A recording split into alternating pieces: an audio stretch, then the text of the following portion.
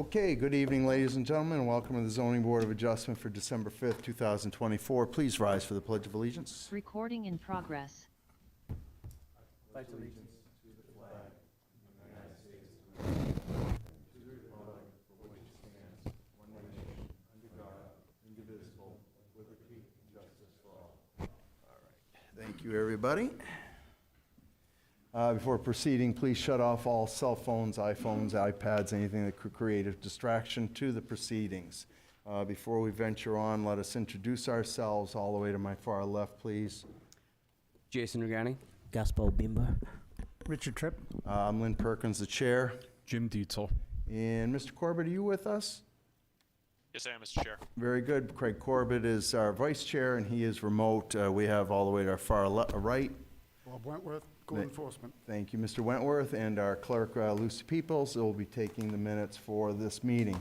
Please be reminded that these proceedings are audio-video recorded and scheduled to terminate at 10 p.m. In the event of an emergency, please exit to the rear of the room. Don't use the elevator. Someone will assist you. To that point, I think I covered all of our formal announcements. Our next announcement has to do with the second case of the evening scheduled, which is case number 24-138, Rockingham Cycle. The applicant has asked that we table their application and for better preparation following the planning board meeting last evening. I need a motion for that, please. So moved. Mr. Tripp has that motion. Could I have a second? Second. Thank you, Mr. Dietzel, who is sitting in as a primary member. Could we have some discussion on that? Okay, this is to table the meeting. Mrs. Peoples, am I correct? They wanted to table to the next scheduled meeting? Date. Very good. That's a date certain. All in favor say aye. Aye. Aye. Any opposed? Hearing none. That extension has been granted. Next, we have the case number 24-137, and that's Lansing Melbourne Group, and owner is the town of Derry. And we welcome the representative for this application to come forward.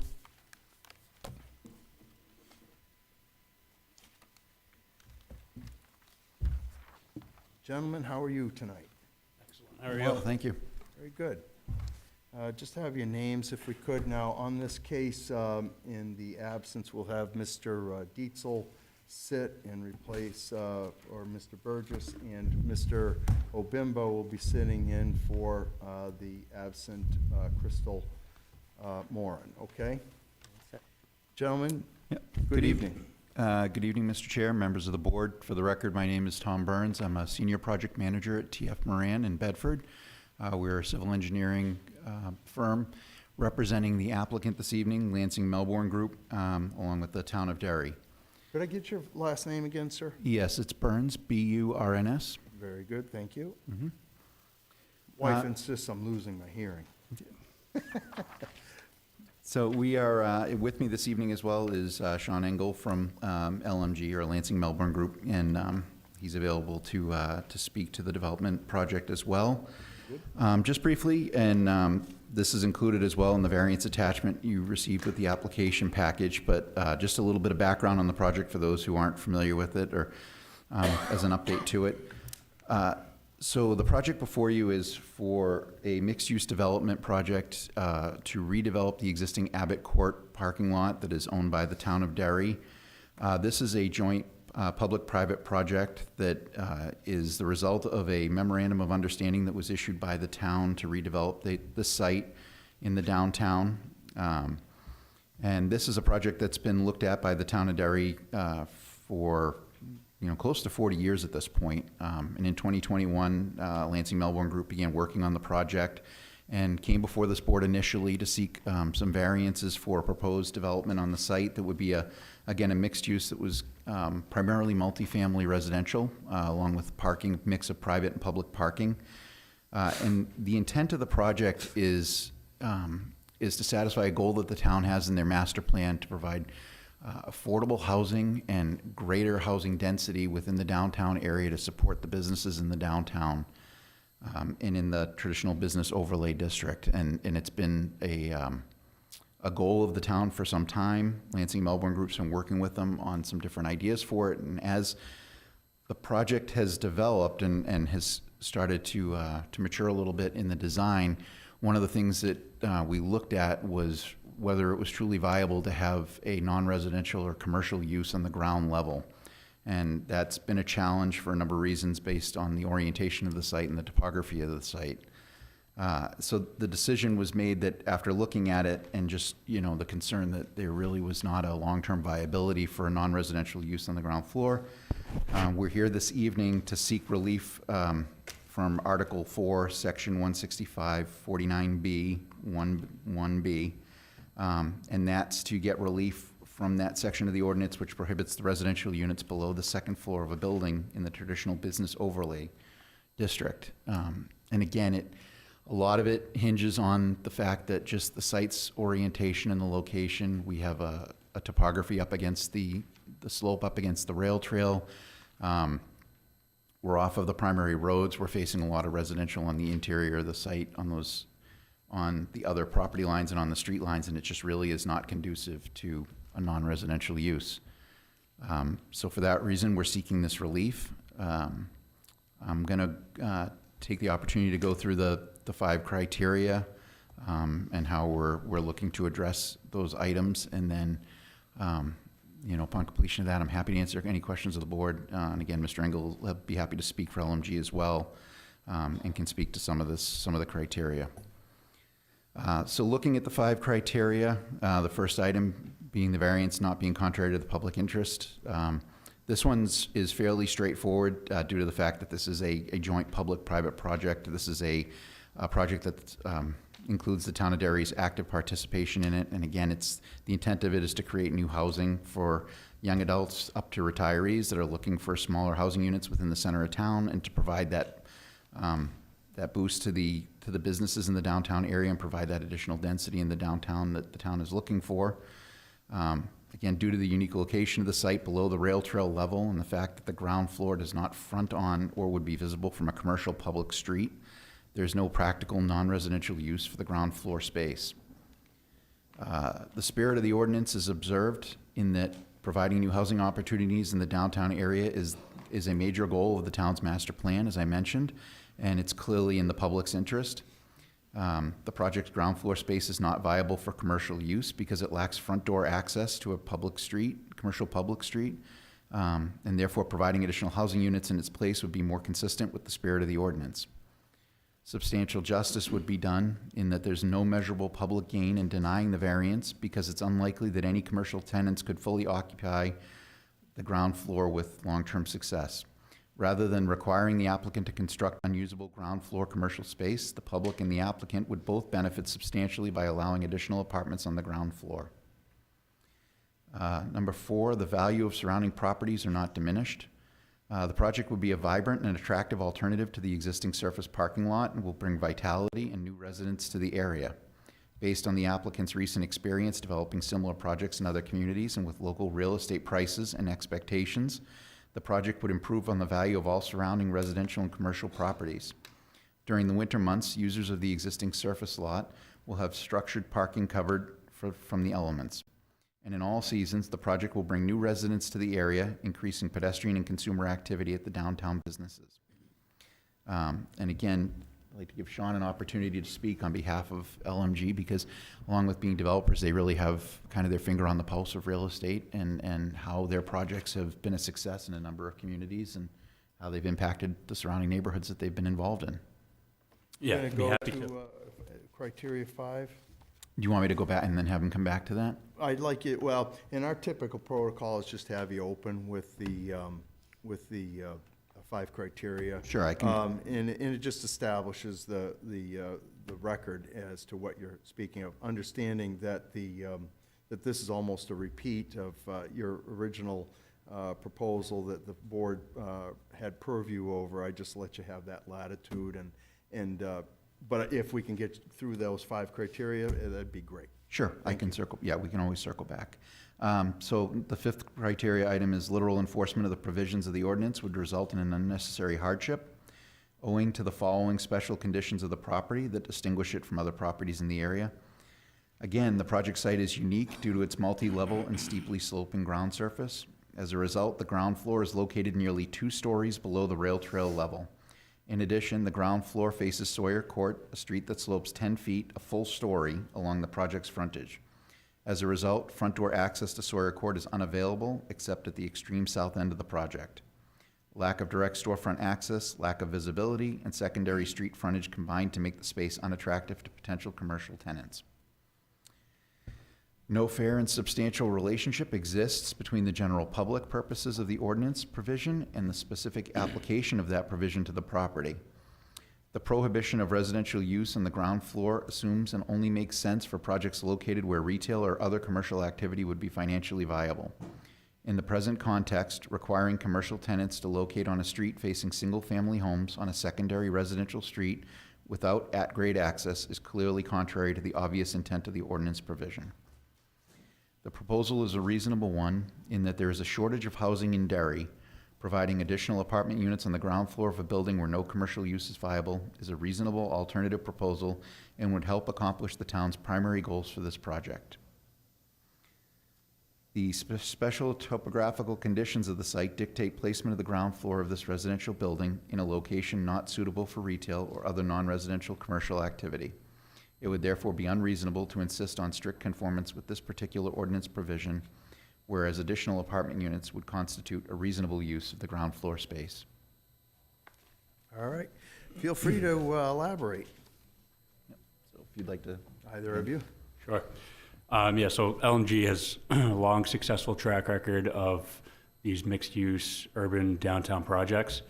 And we've seen firsthand the benefits that it has on the economy, you know, with the restaurants, the shops, bringing more people in and having them shop, spend their money.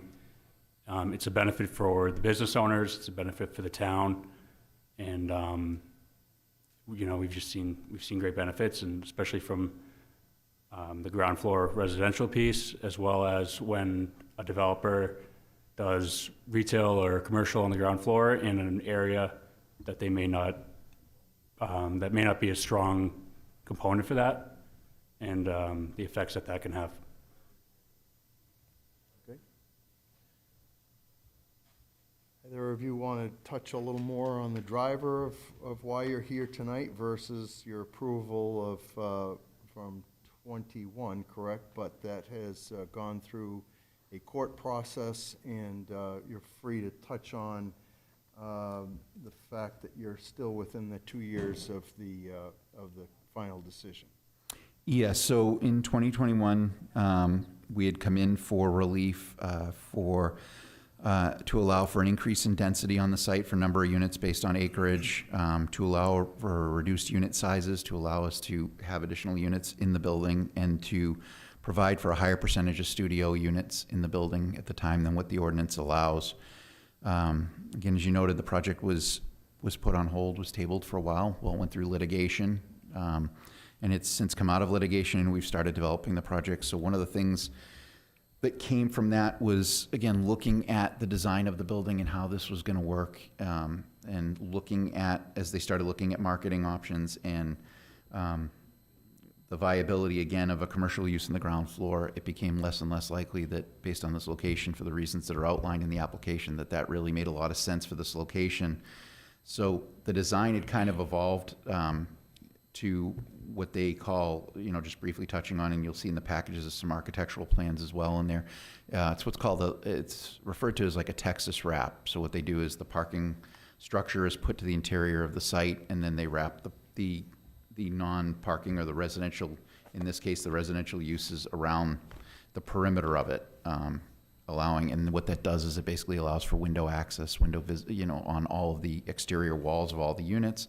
So the design is developed from that. So from what's been before the board previously, so it's seen a reduction in the total number of units that are proposed in the building. There's currently we're proposing 117 units within the building. It's a 5-story structure total, which hasn't changed from what was presented before.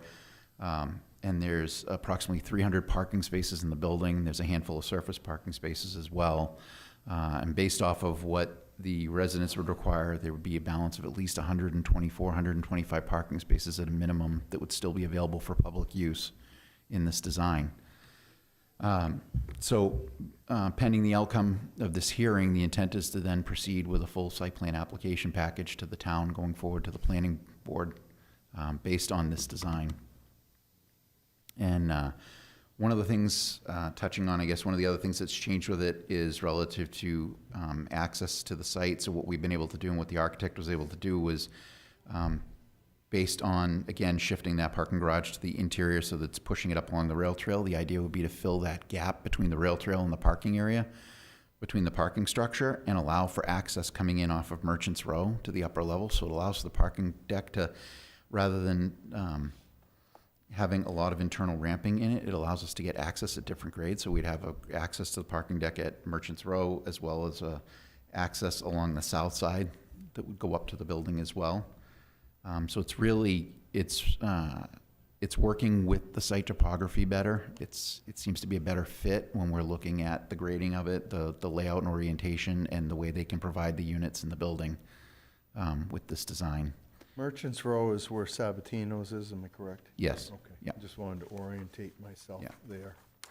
And relative to the relief that's being requested, what it's doing is there would be approximately 13 of the 117 units would be on the ground level. Everything else would be on the upper levels.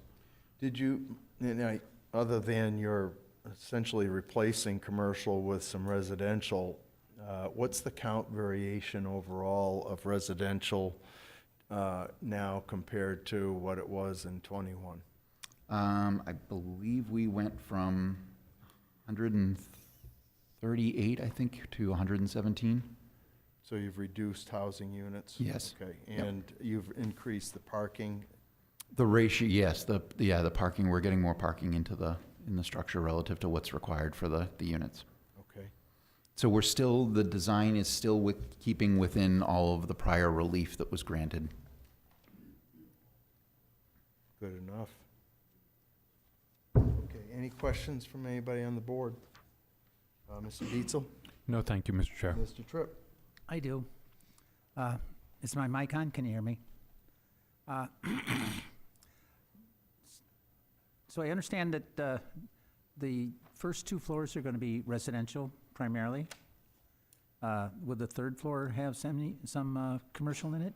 It's all proposed to be residential. All residential, no commercial. No commercial in the structure. Right. So Mr. Tripp, you were on the town council at the time this came before the board? I was the zoning board when it came through. Oh, you were? Yes. Okay. I was on the town council prior to that, but I didn't have anything involved with this. Very good. Thank you. So there's going to be 2 access egress points for cars to get into the parking garage. Yes, that's correct. So there's going to be, how many floors will have parking? So the parking will be on all 5 levels. Parking is on all 5 levels, did you say? 1, 2, 3.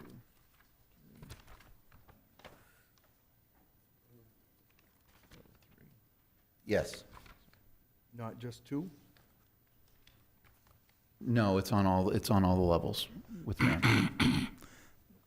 Okay. I know before, it seemed like the previous iteration of this, there was parking on I believe, the lower 3, and then the 4th was entirely residential. That's not So the case? there's still residential on all the floors, but again, it's the way the building is designed. It's going to wrap around the parking, so there'll be parking on the interior with residential wrapping the entire perimeter of the building, structure. So it's basically like 2 structures. They build the multi-level of the parking deck, and then the residential is built around it. So again, it wraps the whole building. So Yeah. what you'll see from around the perimeter of it is the residential units. And again, what that does is it puts the parking to the inside, it puts all the residential on the outside, on the perimeter, around the footprint of the building, so that they all have windows around all the units, so that there's no interior-facing units. It seems that the first 2 floors are below ground?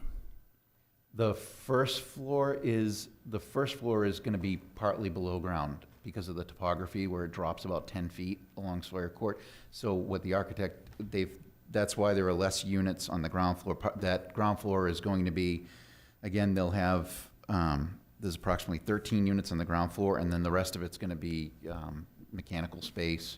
There'll be an amenity or lobby space for the residents when they come in. There's for refuse storage, trash storage, things like that. They'll use that for all of those spaces that don't require the. So utilities, basically? Correct. Yes, yeah. Right.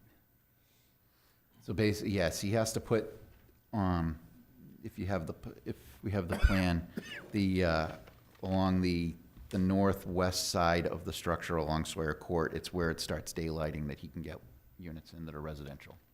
So there'll be access from Merchants Row, Abbott Court, and, Yeah, so it would be merchant, yeah, so there won't be direct drive-in access from Abbott Court. It'll be, whereas they originally were looking at whether you could drive directly into the structure from Abbott Court, they'll now, we will have the drive will go down and around the structure, and there'll be access off of Sawyer Court and then access off of Merchants Row. yeah. Directly into the Well, public deck.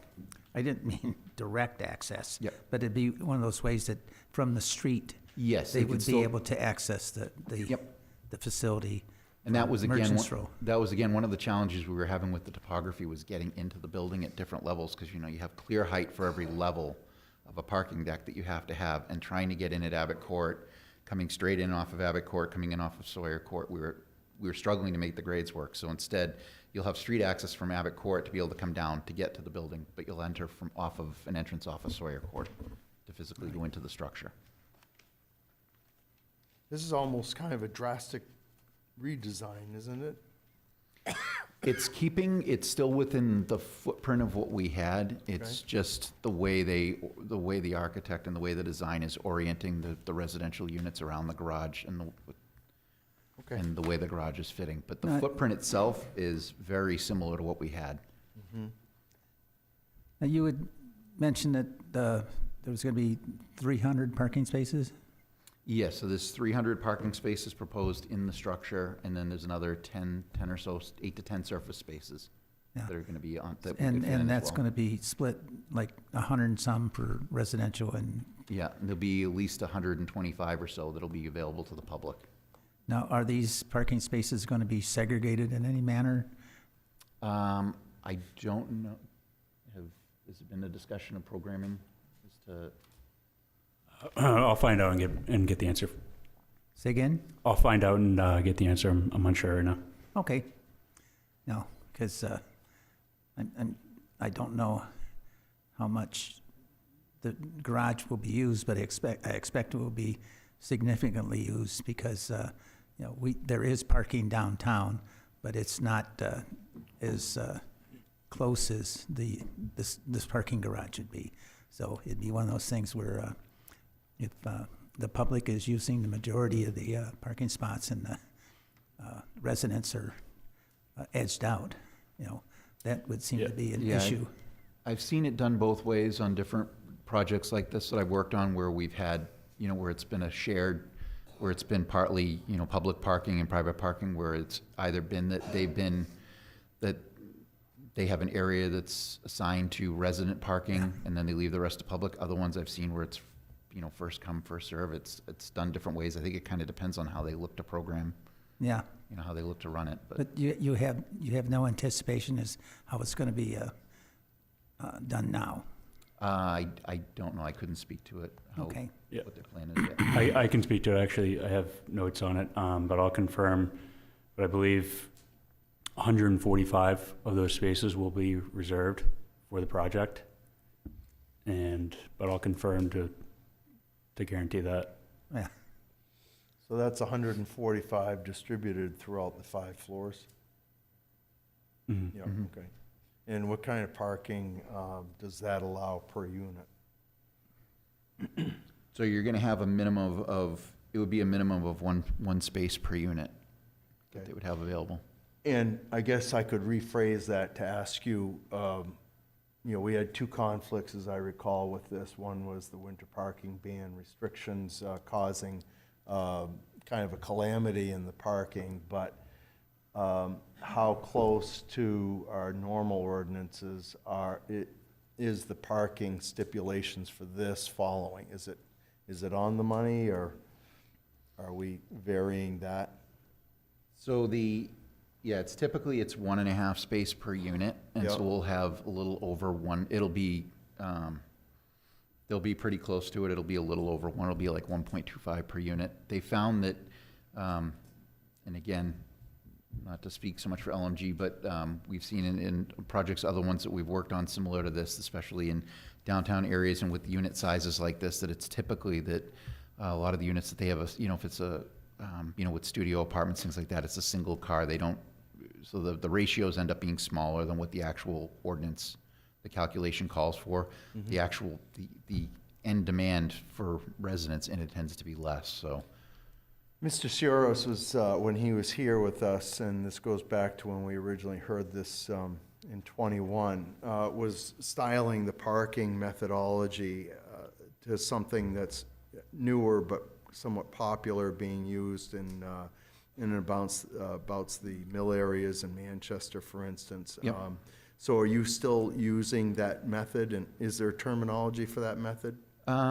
I don't know the terminology for it, but yeah, it's very similar. So again, I've worked on projects specifically in downtown Manchester like this, and it's the same parking ratio. It ends up falling somewhere between 1 and 1.25 as opposed to 1.5 per unit. And I had troubles with wrapping my head around that, and when you were mentioning a wraparound parking, I thought that was the terminology for what we're discussing, but experiencing it, I wasn't in love with it. I actually like the fact that you have specific designated parking as opposed to people playing the roulette wheel to hope that there's a space open when they get home at night, that kind of thing. Yeah. Anything can change, right? You could have a heavy rainstorm, so everybody decides to park in here. Yeah. And the next thing you know, the people coming home at night can't get into their unit, right? I would imagine that this increased parking helps curb the issue about the winter parking ban as well. It's going to end up providing more available public parking with this design than what we had. I was going to say, Do you happen to know the parking spaces that are on Abbott Court now? The number of total spaces? Yeah, that are available. I mean, that lot, from what I can see, gets used half capacity, but maybe it's the different times when I go past it.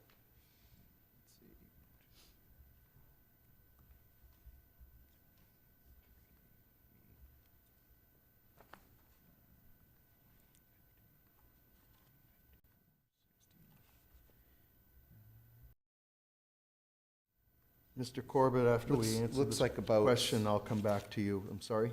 Looks like there's about 72 to 75, somewhere in that range. Currently now? Yeah. Yeah, so you're increasing the public parking Yes. access significantly here, and that should help curb that parking issue, correct? Mr. Corbett, do you have anything? Yes, thank you, Mr. Chair. Looking at this, I agree that it's clearly going to help with the parking situation. However, where I'm struggling with this is also agree that this is a drastic redesign, and the prior variance required a number of variances for this. And I believe one of the draws, as to why we were allowing so many units in such an area was for the commercial use that was also being brought in with it. So to me, it was more of a necessary evil to allow for a greater good. So I'm struggling to see now why we need to eliminate the commercial use that was also somewhat deemed necessary for the residential use to create a better residential use. Now I just see a giant apartment building, not a mixed use building. And so I just like to hear why commercial use will no longer work. So again, getting back to the items and the criteria too, as we looked at, is so the original intent was to look at this as providing a way to put commercial into this, and as the applicant being the developer, as they started looking further and further into this and realizing with the way the grades were and the layout were, it didn't make a lot of sense from development standpoint to put commercial in on streets, on frontage opposite of residential homes and off on non-commercial streets and having no direct frontage to the primary downtown and basically setting it up for something that wasn't going to be successful in terms of trying to get long-term commercial users and non-residential users into those spaces. So, they started looking at what the overall intent of the project was, and again, it was to provide residential use to support the entire downtown area and the business district. And so that's part of why we started pivoting to it and thinking that it's a reasonable request for the variance. We thought it was keeping within the ordinance because, again, we're still trying to support those surrounding businesses. There is a future phase of development in this area that they're looking at that would be a commercial one that they're working with the town on, but it wouldn't be within this building. So they're still, again, they're still trying to keep within what the master plan's goal was and what the MOU was with the town in terms of providing the necessary or the desired residential component to support the area businesses. Follow up, Mr. Corbett? And truthfully, I feel it's a bit of a bait and switch. Off with a commercial design, with the whole intended use of commercial, but just transition fully to residential. I do have a tough time with. I feel that would have made the original variance egregious. So I don't necessarily have a follow-up question. It's just something I have a tough time accepting, I guess, at this point. But I do see the plus of the parking. What is the loss of the commercial units that from the original design to this current one? I don't know that I have the numbers in front of me. It was not a significant amount of commercial on the ground level. I want to say it was only a couple of thousand square feet of commercial, I think, that was proposed for the ground level. Again, because with the topography, they were looking at where they were going to get storefront access along Sawyer Court. So it's not, again, it's, looking at the overall square footage of the building and what was going to be available. It was not a large commercial area that was proposed on the ground level. Were there a specific number of units? No, it was just based on, designated? it was just square footage that they were looking at that they could fit on the ground level in the previous design. I think one of the things that we look at with commercial, right, you have a downtown strip that's going to get some ease when 4A is completed. And the cluster, the backup traffic jams are going to be diminished. Question becomes, does that invite more commercial space or commercial viability to a downtown strip, which I know the town council has spoken of for 12 years, in trying to create that economic development, something beyond just the 9 to 5, 6, 7 days a week, retail businesses, right? And trying to get that to flourish. And to Mr. Corbett's point, to, kind of cross-reference it, it seems like commercial retail is starving. And if you think about the timeline from 2020 and what has happened to our world, more work at home kind of ideas, people not commuting to work as much. And it's affecting, there's a lot of things that are affecting retail, which is realistically what the commercial aspect of this would have been, either retail or another tattoo parlor or something of that nature. Kind of expounding on my thoughts, the transition over 3 years on this. Do you have any comment to that? And it may address something for Mr. Corbett as well. Certainly we've seen it from a development standpoint. As civil engineers, we look at what we get for site development. There was a drop-off, from the start of COVID. I mean, we saw an immediate during the pandemic, and then where we had a number of projects that were just completely stopped, that were commercial, that were just, they didn't proceed with them, developers. And then it has been a slow return to it, and I think there's been a lot of change to the way people operate day to day on things. you know, certainly with retail and especially with online retail growth, the physical, you know, physical storefronts, you know, are struggling more so than what they had been. And I think people, it's been a slow return, if that, to getting back to using those as much, you know, after COVID and everything. I don't know relative to this one if that specifically played a part in it. Again, I know that LMG has been, you know, again, Sean could probably speak to it, but LMG had been looking at whether or not this was viable.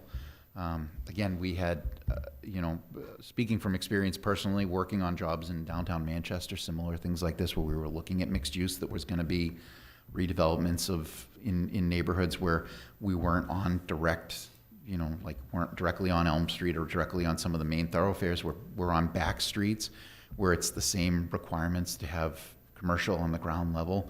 They were looking at, can we put a coffee shop in? Can we do, and ultimately what ends up being is it's something that may serve the residents of the building, but it's not going to be strong enough to be sustained by the neighborhood on the whole. And so even in Manchester on projects, we found that we were seeking similar relief to what we're being requesting here, to be able to put residential, just because, you know, as they start doing market studies and they start looking to see if they can get tenants to come on board before they break ground on these things, they're finding that there's not an interest to have to be on a back street or not have that direct frontage on a commercial street. You know, so this is very similar to what I've seen on other projects of this nature, and just that getting that commercial on the ground level in a multifamily sometimes is hard just because of the geometry and the physical location of the site. And as they start getting more and more into the development process, it becomes, you know, more of an issue, or it becomes more apparent that they have to kind of to look at that more seriously, that it's, you know, they don't want to construct a space that's just not going to work. Mr. Wentworth, we had, the building that's on Merchants Row facing Broadway. We had that application, that unit was trying to expand its living space as well, and I realize you're not code enforcement necessarily, but do you recall that building or what that application would have been the last year? They too were increasing, they were here to increase living spaces versus and diminish the commercial spaces. This, 6. Oh, I couldn't remember the number. Have a hard time remembering what I had for breakfast, so. Well, I remember that case because that right now, the second floor is primarily offices, which is commercial, I guess.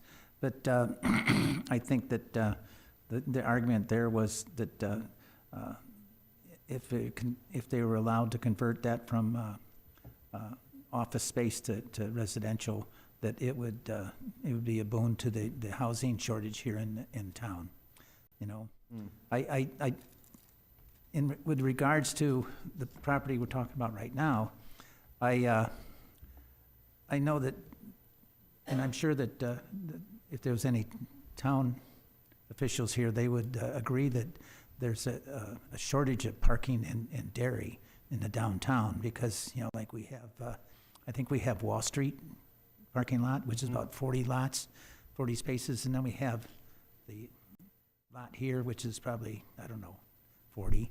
You know, this would be, you know, a significant increase in the number of parking spaces in the downtown, you know, which is one of the things that would allow, you know, activities like the Adams Memorial Building, you know, to be utilized a little better, you know, for shows and well, during, you know, every 4 years when the politicians come through to have a candidates forum in the building, you know, but we need parking, you know, which is kind of why I think this is a good plan.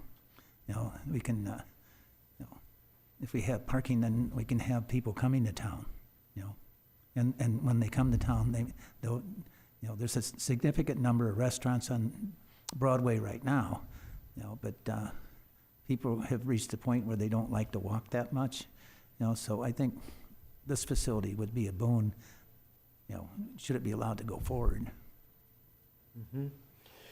Mr. Bimba, you have anything, or are you all set? I think I'm all set. There were issues I have first. one more question, Mr. Chair. Mr. Dietzel?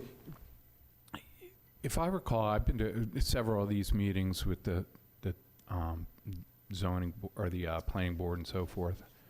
Am I correct in my recollection that somewhere down the road, these parking places for the public, will there be a charge attached? Because I know they're contemplating downtown putting meters in. Will this be free parking to the public, or like starting in the year 10 or something? Aren't they going to start charging? Do you remember? Is there a revenue aspect to the parking? That's what I'm getting at. Well, hang on just a second. Because I think it's going to be $50 for the tenants starting in like year. Okay. Mr. Dietzel, let's not go back and forth across the room. If you reserve that question briefly, Mr. Dietzel. Gentlemen, you don't have any response to that? Yeah, it hasn't been confirmed yet. It's Okay. still something that we're working through. Okay. Mr. Engel, in the development of this project, how do you play into LMG? I'm acting as the project lead, kind of sort of boots on the ground, local to New Hampshire. Okay. All right, thank you. Anything else, Mr. Dietzel? No, thank you. We'll get that answer when we go to public, all right? If you reserve that.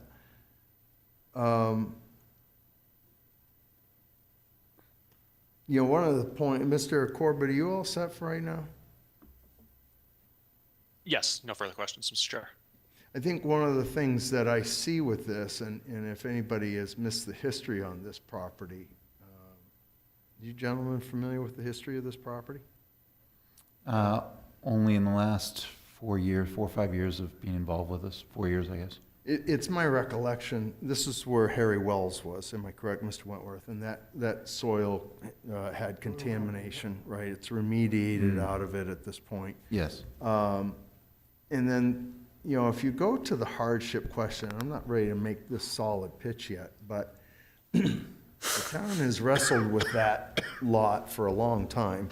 You know, I can remember hearing about it, again, 12 years ago, and what to do with it. And the elevation of it, you have structures that are established in and around the elevated area that would be along the Merchants Row or the fire lane, primarily because of the railroad and a lot of the contamination that we're dealing with is from unloading diesel from the railroad cars down into, or oil down into those storage tanks that were there. If anybody has anything they wish to add to this story, you're welcome to do it. But I start to focus around the hardship, and I understand Mr. Corbett's point, you know, about the sales pitch that was presented originally. But going back to Mr. Dietzel's question, which is yet to be answered, is the hardship focused on, you know, what to do with this when you own a piece of property and you have limits to how you can dispose of it or what you can do with such a geographic challenges to this property along with the contamination.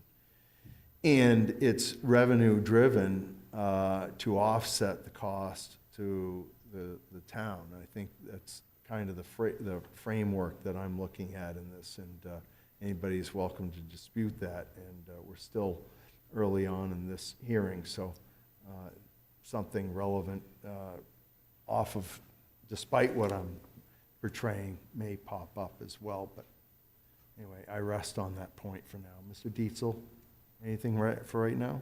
No, thank you, Mr. Chair. Mr. Tripp? Mr. Corbett, you all set? All set, Mr. Chair. All right, gentlemen, you have anything else you want to give us right now? Nope.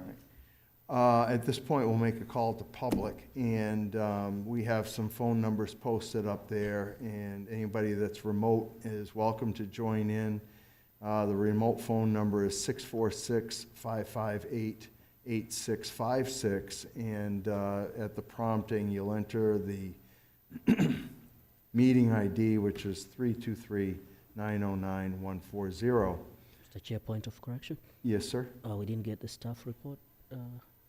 We can go to the staff report if you'd like. Mr. Wentworth, you want to help us with it? Anything staff related? Pretty much been gone over. Okay. The properties are in the traditional business overlay district, which allows some multifamily uses and the mixed use. It's been around the plan for a couple of years now. So, and they've got a couple of variances back in December of '21. is that, any questions from that, Mr. Obimba? Yeah, it's all set. Yeah, okay, very good. So the call is, so the call now is to public, and that includes those remote access that I just read. So anybody in support of this application, this would be your opportunity to come forward and speak to this matter. And gentlemen, what we do is, if anyone rises, we'll ask you to step back, and you'll have an opportunity to rebut. All righty? No one cares to speak in favor of this application? All right, very good. Anybody out there remotely, Mr. No, Provencher? we have a hand, Mr. Chair. We don't have a body. Mr. Provencher, anybody out there? Seeing none rise at this time, Mr. Chair. All right, very good. Your name is? Derek Lawton. I also am a representative of LMG and just wanted to add to. You also what? Representative of LMG. Just want to add to back, I was on this project for the past few months now, but back in 2021, when it was presented in front of you guys, the conceptuals were in place and there was no firm architectural drawings or anything like that. And as projects go, things change, and we've spoken to the fire department and other people in the community, and that's kind of why we're looking for relief on taking out the retail, just given that, one, we are going down in our residential unit count, which we prefer to be higher than what we are at right now, but it's just a hardship on us to have retail in this component when we are satisfying that component in a phase 2 to have commercial side of things. Did the fire department put stipulations on the commercial aspect that made you think that you should abandon it? They did weigh in, think it would have been a challenge. I didn't have that formal conversation with the fire department, the chief there, but that was a concern on his part. Can you elaborate? I don't have concrete knowledge of that conversation, but we can talk to the person that had a conversation with them and get more intel. So Okay. Anything else? that's it. All right, so you're from LNG yourself? Yes. Very Can good. we ask questions? You can. Oh, well then. In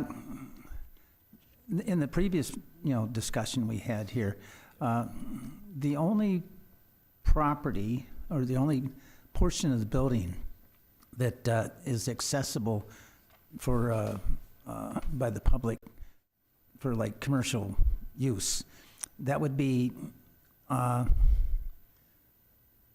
the which is would be the first floor, which is basically 2 floors down from the rail trail. So there would be no access from the rail trail.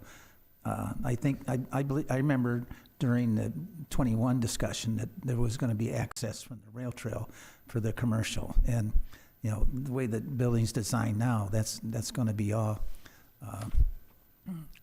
parking on that side, except for the outer boundaries.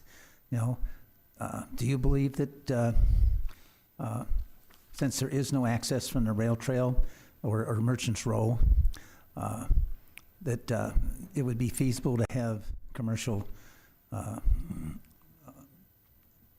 section, accessing from Sutter Court?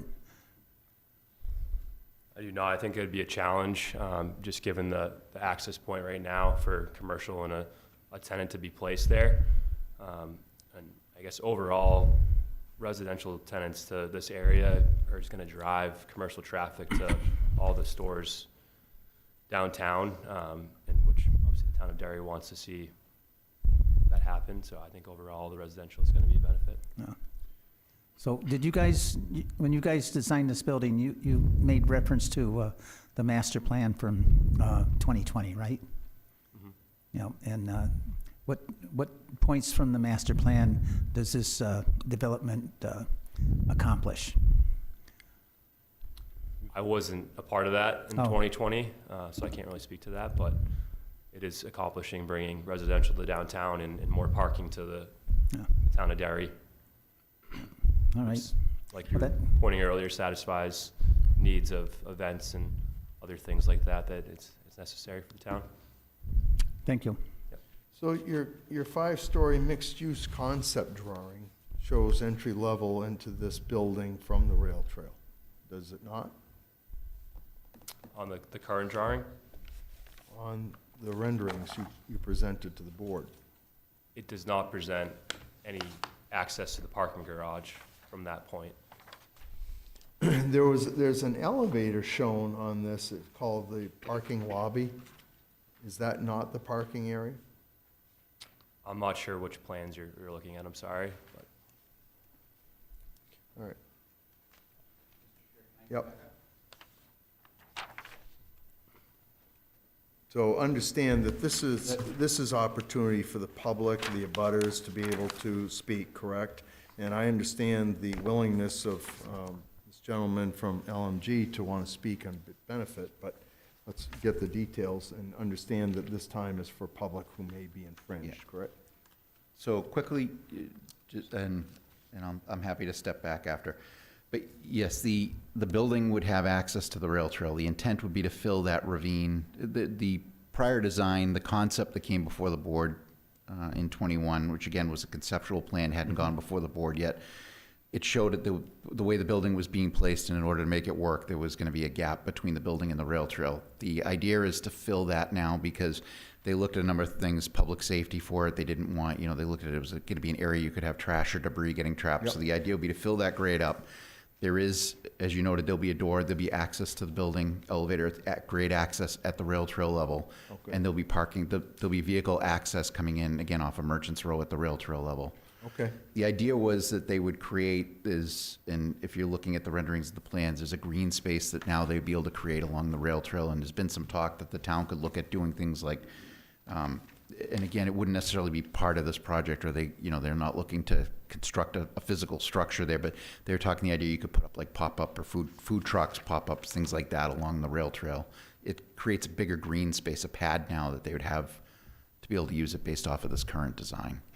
Well, I like the renderings. It's a very attractive looking parcel, and, just beyond, if you're looking at the southwest aerial view, you've got the retaining wall that probably supported the railroad tracks, and a very dismal looking parking area that expanded over, the multiple parcels that the town currently owns. Yeah. I think, go ahead. Yeah, I was going to say, just speaking, beyond just the question of the zoning or the relief that's being requested, beyond just the uses, in terms of a design, working on this design in this building, as the architects kind of, revise this building, and from the site portion of it, working on it, it fits much better on the site. It's providing better access, and to the point of the question of the fire department, one of the things they had was they were concerned with access around the building and getting around, and the way this is now laid out because of the driveway, it's giving them the access to more levels, and it's giving them the access to more sides with the layout. They can Got it. physically get the trucks around now better. I mean, the renderings, again, look inviting, that they help invite people's interest to downtown, I would think. It's a nice presentation.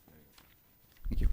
Mr. Tripp, are you good right now? I'm good. All right, so let's go back to our public input session. Anybody who wishes to speak in favor of this may come up at this time. And that does go to Mr. Dietzel's question, if it would like to have that answered. Is economic development here? Is economic development here?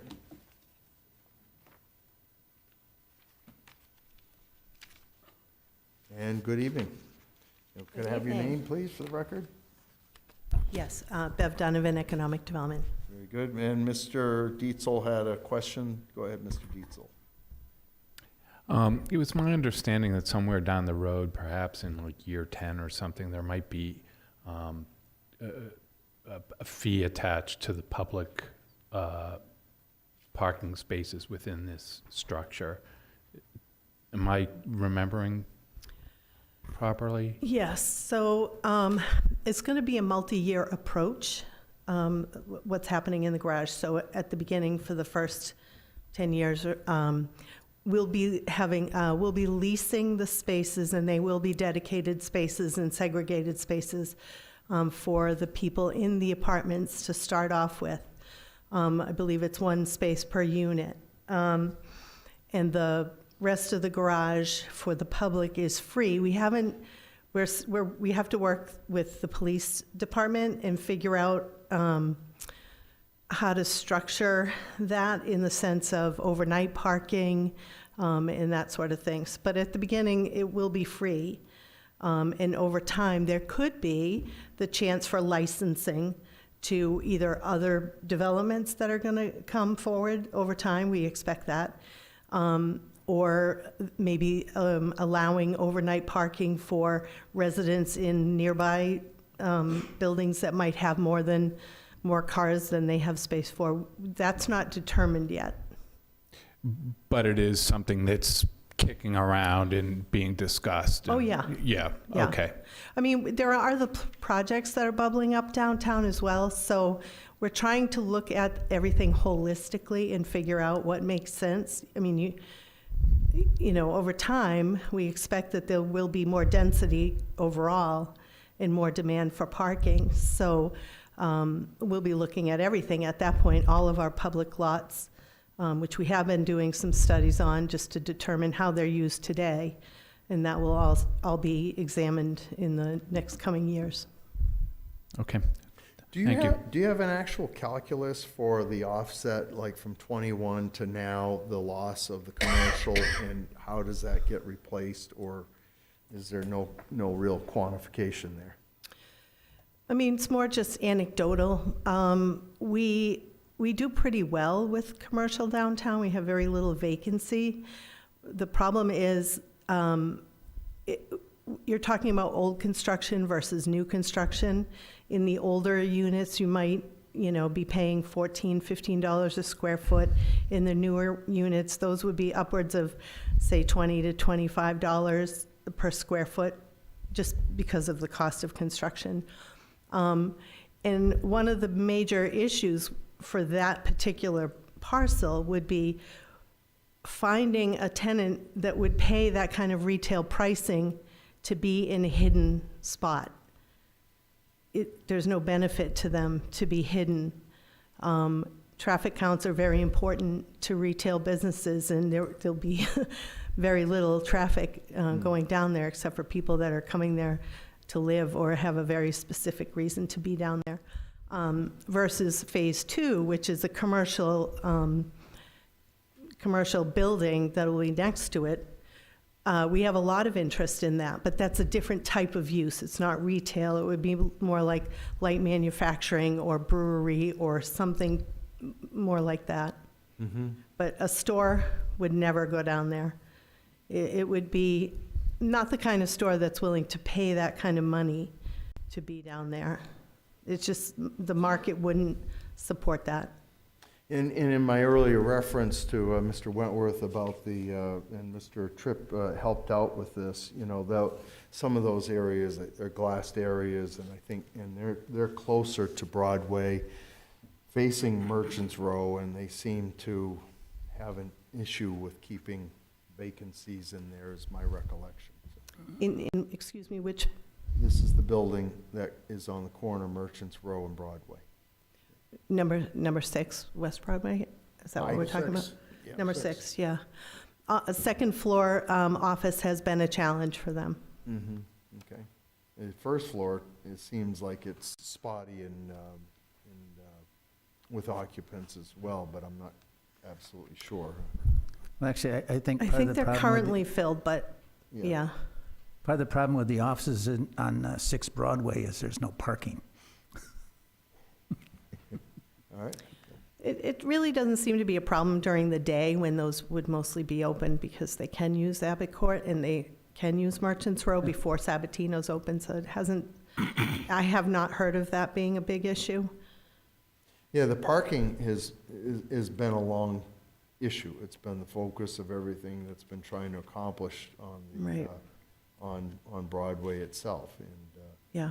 you have a few choice businesses that have the ample parking that are within a reasonable proximity to them. Mary Ann's is one example, correct?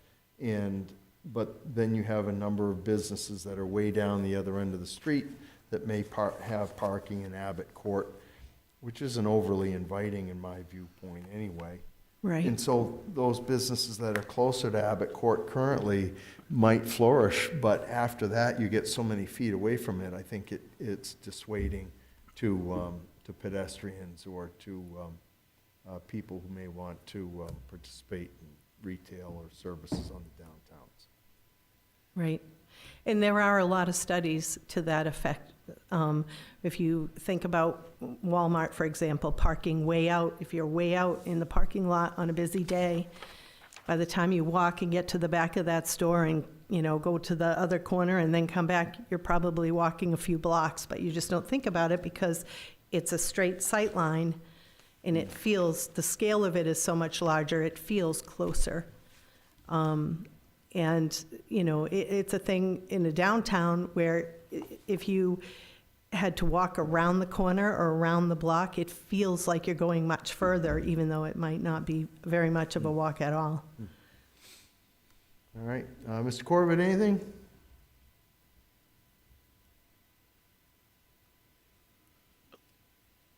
Sorry, nothing at this time. The one thing that did catch my eye though was that the new commercial use coming in being the lighting manufacturing company. I'm still just having a tough time that on the original cell, bringing in this many people in this small of an area was to improve all of the businesses downtown. I don't understand how that's going to help a lighting manufacturing company. I'm just having a very tough time seeing how this additional variance, doesn't cross into that line of egregious. I'll clarify that a little bit. We've talked to food manufacturing, such as large-scale bakery, breweries, and that type of thing. So it's a little bit different. Yeah. All right. Mr. Dragani, you have anything? So with this, the parking, it's only a leased for the town? Is that what you're saying? So the owners of the apartments will be entering into a long-term lease with the town. So those are paid for. That's revenue to the town. It's included in the rent. It's included in their rent. For the tenants, I'm talking Yes. about for the town, for the extra parking spaces for the town. It hasn't been established yet. Right now, for the So if foreseeable it's all- future, it would be no cost. So if it was like all apartments, at one point, the tenants might not want to have, the shared with the public going in and out of their parking lot, possible. Try again. So, well, if it's all apartments, like if your apartments and these are all this parking in there for the town, at what point would all the apartments get together and say they don't want to share that parking area? And is that something that could be done? No. The town will own that garage. Yeah, that's what I was just trying to figure out, if the town's going to own it or if the, No, the Bill. town will own it, and the apartment, there's just a lease for those spaces. okay, All set? thank you, yeah. All right, Mr. Obimba, you two are all set? All set. Mr. Tripp? I got nothing. All right, thank you, Mrs. Donovan. Anybody else wish to speak favorably for this application? All right, seeing no one rise rise. online, Mr. Chair. Very good, all right. So let's make a call to anybody who is in opposition to this application. This would be your opportunity to come forward and have your voice heard. And seeing no one rise here, and no one else out there, Mr. Preventure? That is correct. No one rising online. Mr. Carden?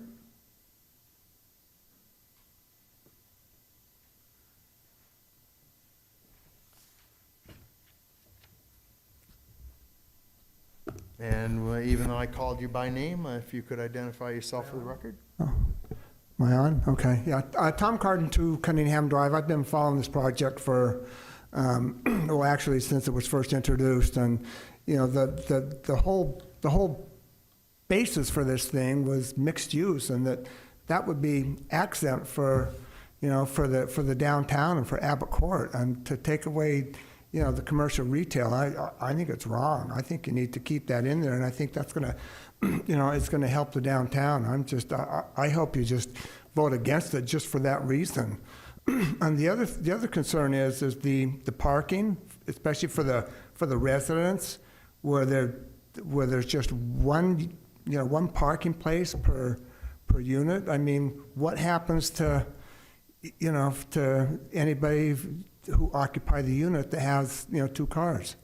I mean, and I'm sure that there's going to be a number of people who are going to need 2 parking places. So And correct me if I'm wrong, aren't we losing those 75 parking places at Abbott Court for the construction, or are those going to stay put? Well, it sounds like we're getting a trade-off. We're losing 75 and gaining 300. And I don't know what the calculus is. I think we've heard 1.5 vehicles per unit is our, Bedroom. per bedroom. That's how the zoning reads. Per bedroom, okay. That's the development regs, correct? Yeah. And then we heard modification of 1.25. Hang on just a second. It just sounds like to me that we're going to be losing parking places there with this. So at 1.25 parking spaces per bedroom, Correct? which is somewhere between the 1.5, Right. and I don't know how you go 1.5 anyway, right? You either have a car or you don't, right? Correct. And I would say a number of them are going to have 2 cars. To round up. It brings us to, at 1.25 spaces per bedroom, per bed, that's 146 parking spaces that we need. And so that's almost double the amount of parking that Abbott Court currently provides. Right. So you end up with 75 free parking spaces in this that we don't have currently. But one of the things in the master plan has always called for more parking for the downtown too, so it sounds like this is going to end up being a wash for parking. But Well, I mean, somewhere in there, if we have 75 now, we're gaining 300, 146 end up being spoken for. That leaves us 75 more than we had, I think. yeah, but what if what if we have you've got 117 units? What if there's 250 cars for those units, or 200 cars for those units? Well, then I guess you still got 100. Being a fiscal hawk, as I know you are, and we've known each other for quite a while. A fiscal hawk? Fiscal hawk. Wow, I think that's a compliment. Well, it's intended. It's certainly not meant as being disparaging. Even at 1.5 parking spots per bed, you're at 175 slots, right? Okay. And so we still are gaining there. You're still getting, okay, all right, fair enough. But to the fiscal comment, right? Yeah, As long as you've been tuned to this, we have an opportunity to, or the town does, have an opportunity to take care of something that's been a thorn in the side for some time, right? 40 Right. years. Yeah. And I guess what I'm getting at is, in understanding your perspective, from your background and what you would know about this stuff,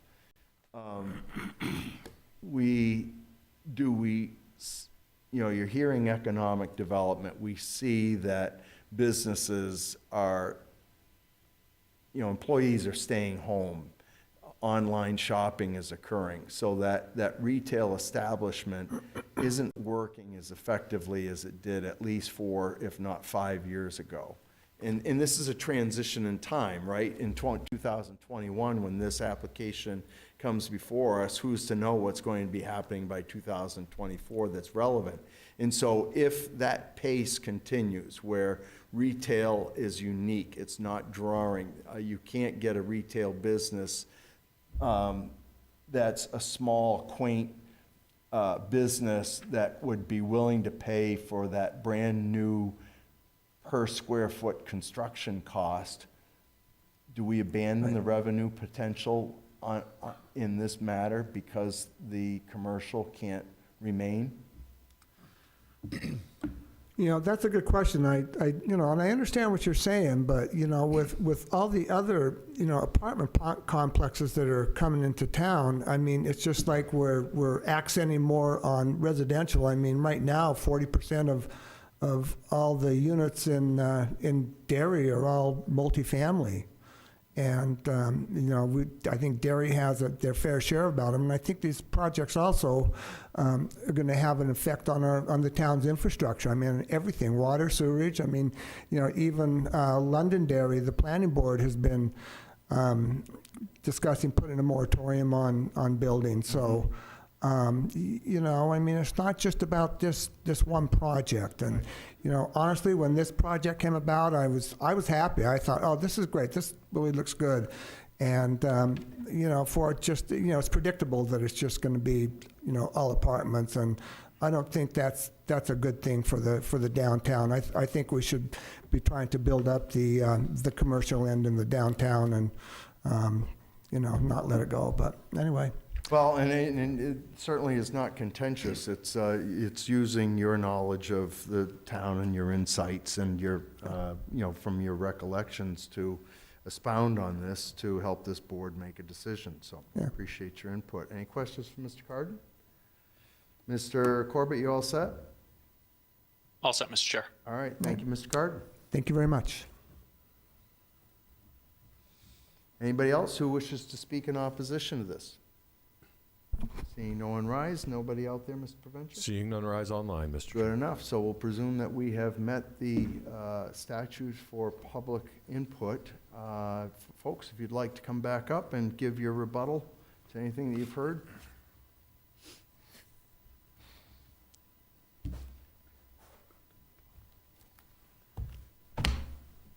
Our policies do allow butters or people who would be aggrieved by a situation to come up as well as and have their own rebuttal, just so you know, but go ahead.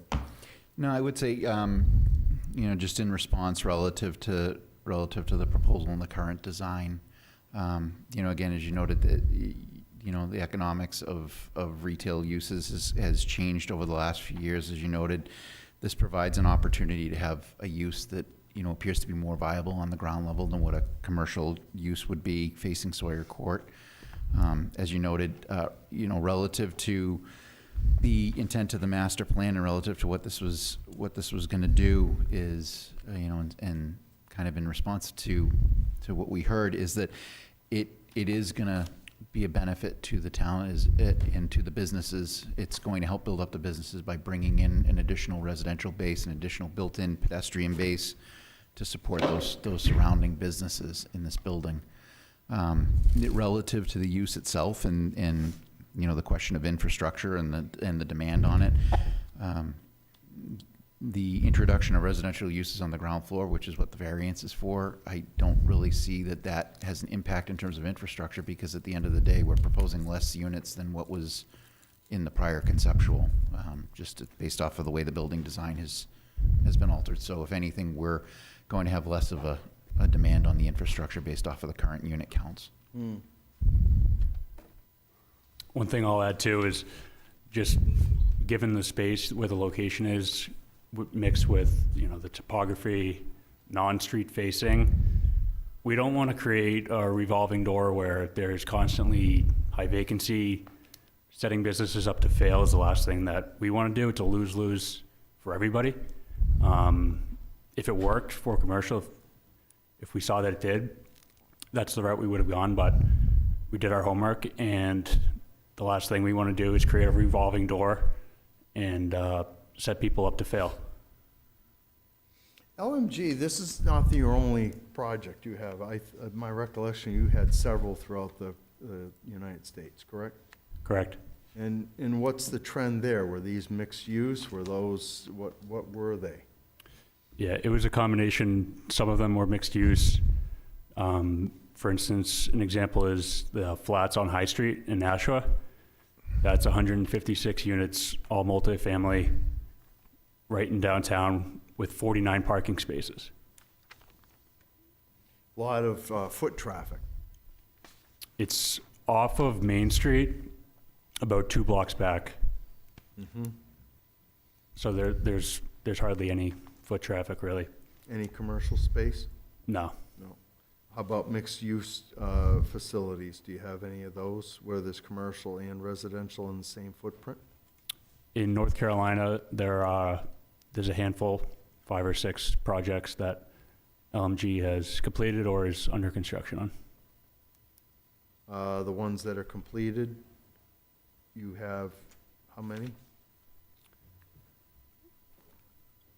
I would have to confirm the exact amount with active projects, at least a dozen, yeah, And, over, okay, got it. over the course of their track record. And yeah. those are mixed use?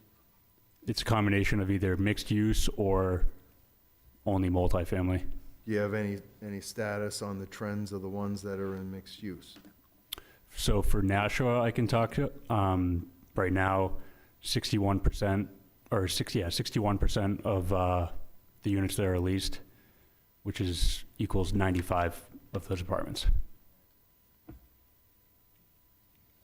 With an average of 7 to 8 showings per week.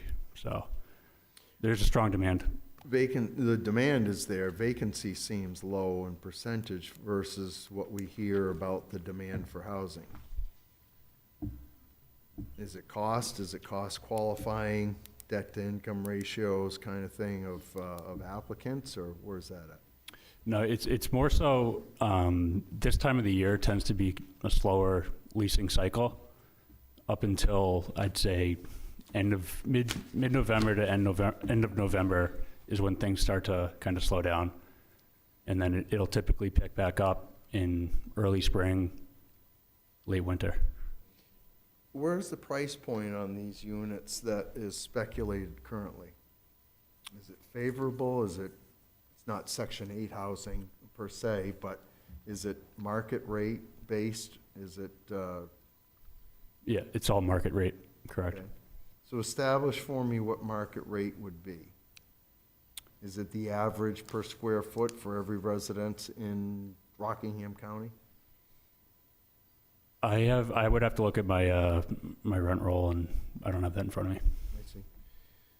You know, sometime in the last couple of months, some report showed that in order to qualify for a single bedroom apartment in New Hampshire, you had to make $73,000 a year. Not everybody is making that, and that exceeds the median income. How do you see rent prices in these units aligning with that? Is it more or less? I would have to confirm and look at the numbers. I think one of the things that we look at is the town's making an investment here, and you're hearing, wavering support based off of the original application. I tend not to want to sit there and calculate somebody else what their revenue is to determine it, but being a taxpayer myself, certainly I think that discussion has merit, and I'm kind of curious about it. Not that I need to rest on that, but I think those are pertinent questions to the former or the prior party that has interest in the town's well-being, as well as those that sit here on the board along with me. So those are where those questions established and might be helpful to know. Other than that, I have no other questions. You gentlemen have anything left you'd like to add at all? Or I don't mean to pigeonhole you into an area, but I'm hearing concerns from everybody else, and just kind of these equations popped into my head. I want to talk over you. You all set? Yep. Anybody on the board have any questions before we recess into the deliberations? Seeing no gestures there, Mr. Corbett, you're all set as well? Yes, Mr. Chair. All right, very good. All right, well, let's make a motion to go into deliberation and see where this goes. So moved. Tripp has the motion. Mr. Dietzel, you want to help out? I'll second. Thank you very much. All in favor of going into deliberation, say aye. Aye. Any opposed? Hearing no oppositions to that, we are in deliberation.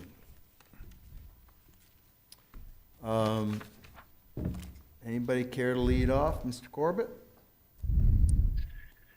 Yeah, I don't think it's a surprise. I'm not in favor of this. To be honest, I'm offended to hear that the drawings presented to us with the commercial use originally was, and I'm paraphrasing, just conceptual, and that concepts change through design, or whatever the exact wording that the second LMG rep used. And this was originally presented to us as a mixed-use building. You know, these, you know, quote, changes to a conceptual drawing, end quote, completely changed the use of the property that required a series of variances in the first place. And I think it further places us into a non-conforming status. The original design was to transform downtown. And I thought the pitch was to help us catch up to the developments that were taking place in both Salem and Londonderry. And now instead, we're just being met with a giant apartment complex that would have required 5 variances if it was presented to us correctly. You know, I have a tough time hearing that the building can't support a coffee shop as a commercial use, for example, if that's what was placed in there. One being sold at a building this size would improve the retail businesses that do exist on Main Street. I don't understand why they wouldn't be able to support their own shop if these people are to revive downtown. You know, in addition to that, when it was originally presented, I think the commercial units were the only portion that did not require a variance. I thought this was on, you know, the line of being an egregious ask then. As I mentioned earlier, though, I thought it was a necessary evil for a greater good. But without the commercial use to really have a big mixed-use building to quote-unquote transform us, I feel it's just an egregious set of reliefs in totality. You know, lastly, I don't believe it meets 4 of the 5 criteria for relief.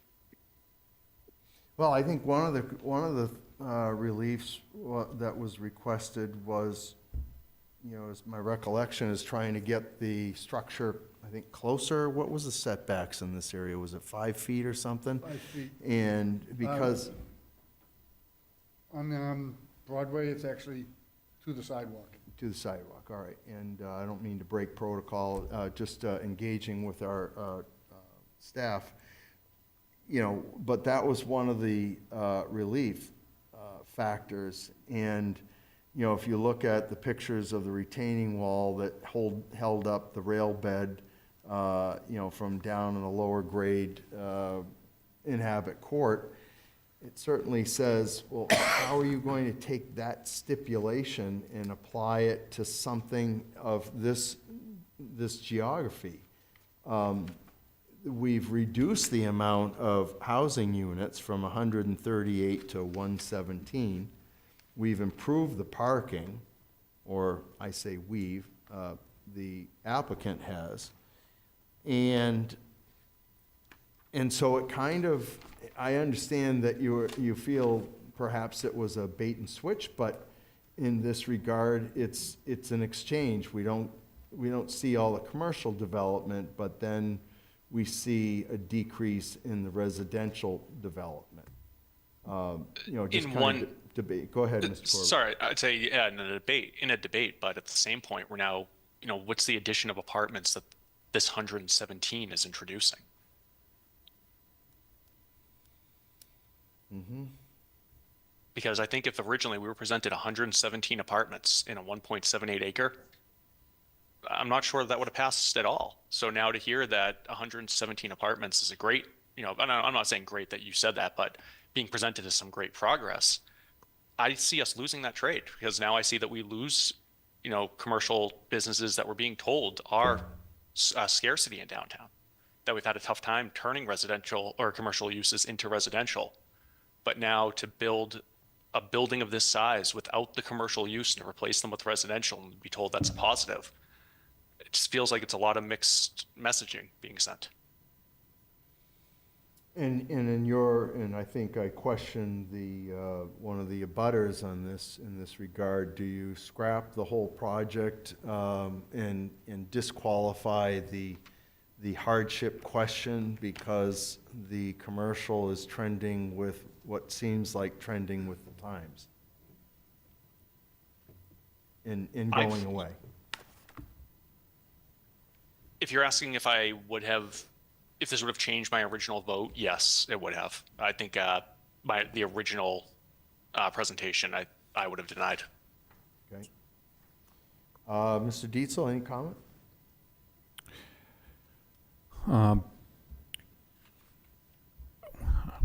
I'm going over the 5 criteria as well, and I see 2 that really I think are worth discussing. The other 3 I think are pretty self-evident, but number 2, spirit of the ordinance, clearly it doesn't fit in the ordinance, that's why they need a variance. The spirit of the ordinance, and one of our main objectives with any of these projects is development of downtown business, and possibly just as important, providing well-needed housing. I think the spirit of the ordinance, if not the letter of the ordinance, is maintained by this project, because I'm picturing myself as a resident. I think I would really like to live in this building. The walkability of the downtown would be attractive to me. I'd like the eating establishments on Broadway. There's a flower shop there. There is a little coffee shop practically right across the street. A lot of fun stuff goes on that the town has. It's parades and it's local stuff. It's a vibrant downtown, and I think that all of those things that make our downtown attractive will only be enhanced by having an enthusiastic younger crowd concentrated in a building near the downtown.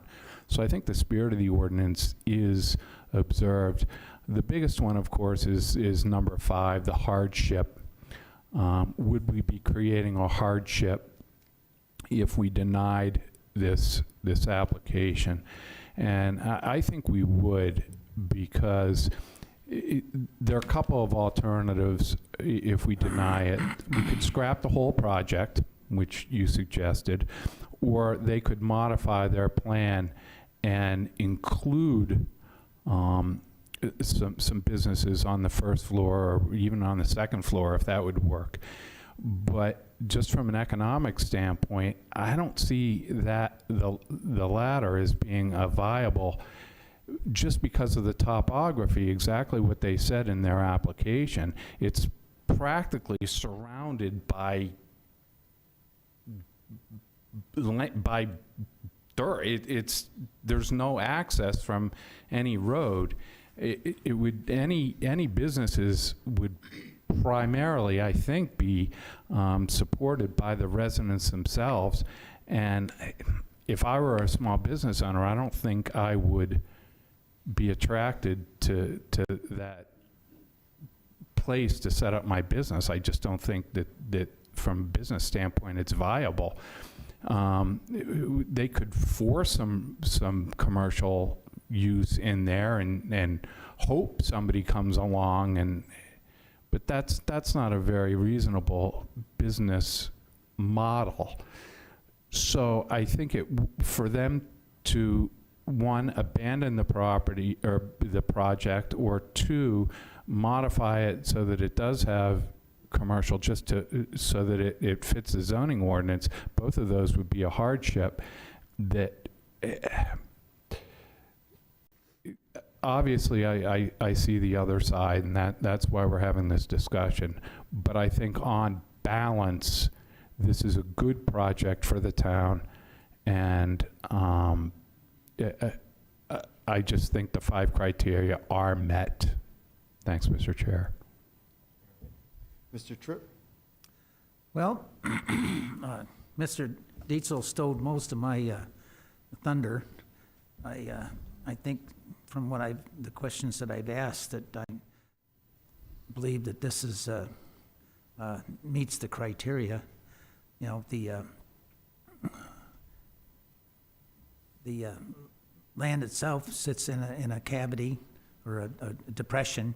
You know, so the first couple floors aren't going to be really usable for anything, you know, other than access to the building. You know, I think that the idea of not granting the variance, which is, and that's something that we have to understand. We have to remember that the variance is only asking for relief from having commercial businesses on the first floor. You know, if we're asking someone to come in and start it, you know, have their business in a location that isn't feasible, it's a bad idea. We're getting usage of this property, and which, as the applicant said, it fulfills, two of the objectives in the master plan, one of which was to get, housing in downtown, and the other which was to provide more parking. I realize that right now, there's, 300 parking spots, places, in the current plan, and that 75 or so are reserved for the residents. That gives a lot of parking to people that want to come downtown. I think that's one of the impediments to people coming downtown is that, there's really not a lot of parking downtown. This will give them, will give the businesses on Broadway an advantage. And if you look at the businesses that are on Broadway right now, most of them are dining places, and I know that you made a comment about, well, people are buying stuff on Amazon or whatever. Well, they're not buying food on Amazon. They're not going out to restaurants and, to buy food on Amazon. This is a situation where even in an economy where people are shopping online, they're not, there are no online restaurants, so we have an advantage here, and we need to, try and make it more appealing, So I think that design is probably an improvement from the one we had before,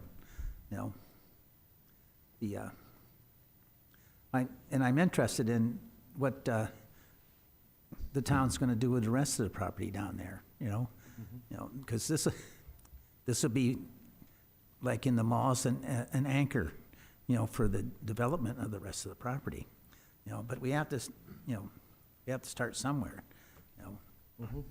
And I believe all the criteria are met.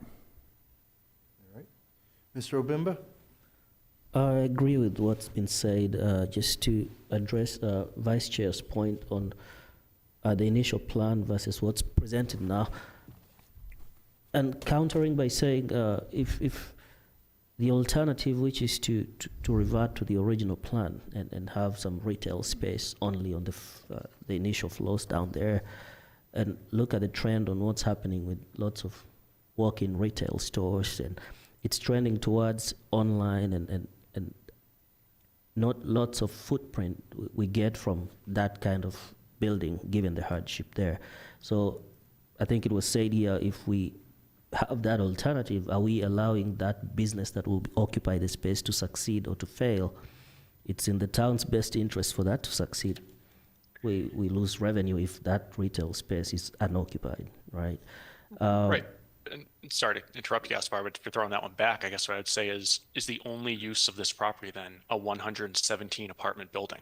Or could it be utilized in any other way? Because to get that many units in, would we have ever approved that size for that many variances otherwise? That's really just where I'm hung up.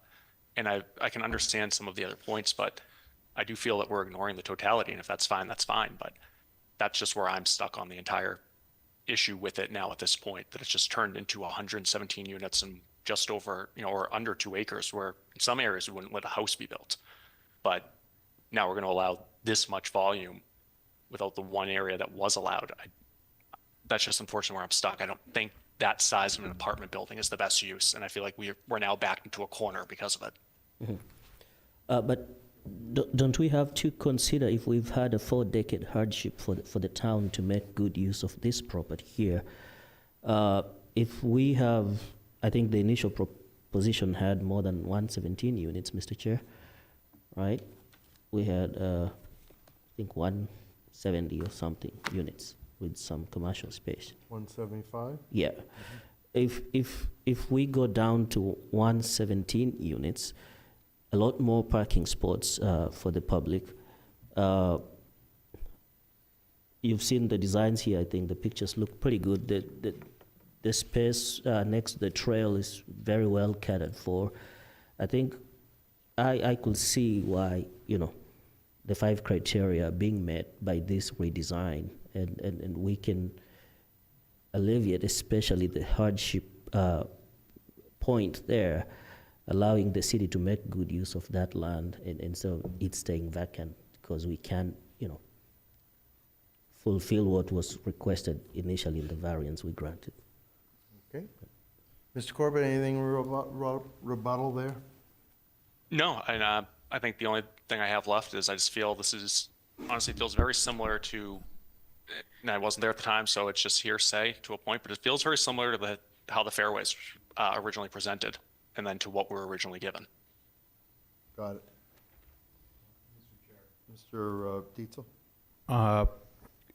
Mr. Corbett asked a question rhetorically, is there a better use or another use for this property that would conform to zoning or be more palatable to some of the people who have reservations? And my answer to that is maybe, quite possibly. But what's before me today and before this board is a request for a variance from these folks. And that's what I'm basing my decision-making on, whether or not they meet the 5 criteria. If we say no to this project, then will another one come along? Yeah, maybe, but are we gonna wait another 40 years?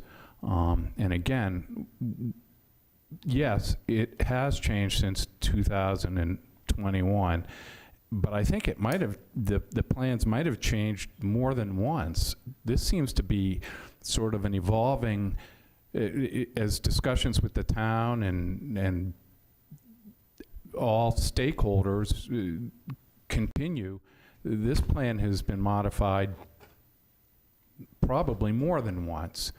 We finally come down to what seems to be, at least with planning and the applicants, some sort of an agreement, and that's what we have before us as a zoning board. We have a request for a variance. Does this variance meet the 5 criteria? And all these better uses and so forth, well, that's speculative. I think, let's say, certainly there is another use. Well, that doesn't mean that this particular project is not good either. And so just based strictly on the 5 criteria and the 2 that I focused in on, number 2 and number 5, I think they check the boxes. Thank you, Mr. Chair. I'd like to note that we have that the town administration addresses the concerns of this case, and they speak to the comment town administrator does about the timeline of this, and of course the town administrator spoke on this follow-up hearing when this case first came before us in 2021, and he emphasizes the fact that that this property came into the town's possession 40 years ago, and it addresses the needs of the community and the support to the downtown commerce and its merchants.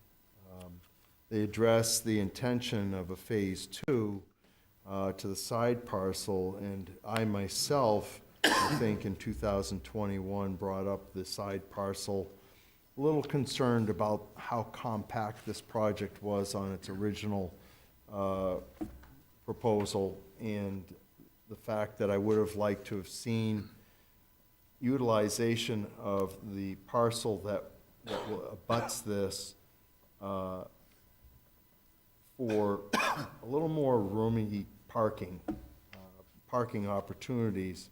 But nonetheless, like Mr. Dietzel has emphasized, the 5 criteria and the questions before us rest here with us now. And this has been 40 years in the making, and it has met challenges. It's been in the courts, delaying its approval. And so here it is. And I think what I'm emphasizing is the strife of time and challenges that this town would like to be able to shake off and make something productive out of it. But it's not just for revenue. It's, as the administrator addresses, in this paragraph that I have before me, lastly, this development is embraced by the community's vision as espoused in both the 2010 and 2020 town master plans and the numerous studies and visioning efforts created over the past 25 years in support of the downtown. I think I capture Mr. Dietzel's comments there about, okay, if you pass on this, when does it come before us again? Often we're looking at impact of services, and historically, if you go back a decade, concerns were more about how the effect of school district might be in place. But this project in its residential development does not create that impact as that concern, and that concern is diminishing as well as the school population has diminished, leaving more opportunity for consolidation of overhead within the district. So that's just one example that there is a diminishment on the pressures to the community, and it aligns with what the intentions of the town master plan intentions have been for the last almost 25 years. So anyway, I just wanted to emphasize that we do have correspondence in that regard from the town administration. It captures the points that this board is addressing and concerns that have been brought forward. So. I just would like to make one more comment. Yes, sir. I just want to emphasize that I'm not willing to vote yes on a project just for the sake of getting something in on this project. I'm perfectly willing to wait another 40 years if it means we're not going to put up a bad piece of a bad project. That's not my point. It has to be a good project. It has to be something that meets the 5 criteria.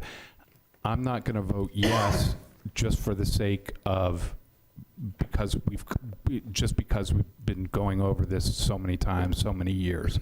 It's based on the 5 criteria, my decision. Thank you. And my commentary just emphasized the hardship, which I've spoken to a couple of times in this matter. If in the event, Mr. Corbett, you want to share anything else, feel free to chime in. We can start to structure the motion. No, I have nothing more to add. Okay, very good. In our motion, we typically have the subject to obtaining all state and town permits and inspections. I think that's relative here. I don't think it's our place to try and engage in any leasing agreements or stipulations. I know that opposition to this originally 3 years ago was winter parking bans. I think this has addressed that. So I have no other conditions to enter onto this motion. Anybody else? I don't, Mr. Chair, but I do have a question of the wording. It said in the motion, as part of the redevelopment of the property is a 5-story mixed-use development. Is it still going to be considered mixed use with no commercial? Just because there is a potential for commercial, we're just not going to. I would just like some clarity on whether or not this is still a mixed-use building. Yeah, and I brought that up on the rendition that I saw. the drawing had indicated that it was mixed use. Mr. Wentworth, do you have any technical insights on this, or was this all with Mr. Mackey? What exactly is the question? Is this a mixed-use development? It depends. Are we doing all residential, or is there going to be commercial involved? Well, addressing Well, back to the yeah. board, Mr. Wentworth, if you would, because we're in deliberative right now, but Mr. Chair, Yes, if we sir. could ensure all speakers to speak into the mic, please. me too. All those speaking. Thank you. Thank you, Mr. Preventer, for the reminder. I guess my point is that right now they don't find that it's feasible to have businesses, but maybe they could change their mind a year or 2 or 5 down the road. And Do you have a definition, Mr. Wentworth, relative to the mixed-use development aspect that's in this application? A definition of mixed use? Relative to this application? Not more than what's been already said. I mean, Is it's, this a typo, or is it, was it intended? Because what's before us is not adding any commercial, it's just residential. it's probably just a typo. Mr. Could we call it mixed use because the town is gonna plan to rent out some parking space, and now that no longer becomes solely for tenants of the building, but other visitors of the area? I believe the technical definition for mixed use is that it includes, a combination of residential, commercial, retail, office, medical, recreational. So if what's being presented to us, I'm not going to get hung up again on what's conceptual and what isn't, but Right. I think we do need to decide, are we saying it could be mixed use without the mixed use? Or I think we're clearly voting on a residential building at this point. I would agree with you, Mr. Corbett, that the application before us is only about residential. It is not a mixed use. Mr. Dietzel, I appreciate that you brought that to our attention.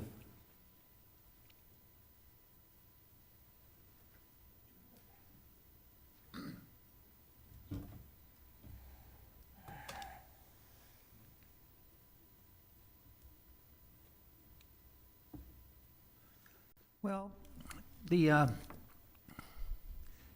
is actually mixed use because we have the parking garage, which is, I believe, anticipated to be a revenue source in the future. If at least that's the way I would lawyer it. If you look at, I think if we're being technical there, though, Richard, sorry to interrupt, wouldn't that not be before us because they have a entrance to the garage on the first floor? that's true.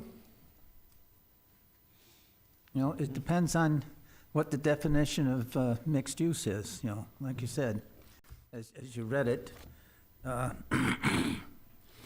A structure with 2 or more different uses such as, but not limited to, residential, office, retail, public, or entertainment in a compact urban form. Now, like I said, we do have a parking garage, which is, at present is not going to, be a revenue source, but in the future, it could be anticipated that it would be able to, for businesses to lease spaces, for their customers or whatever. It's all a definition. It's all a matter of what's mixed use.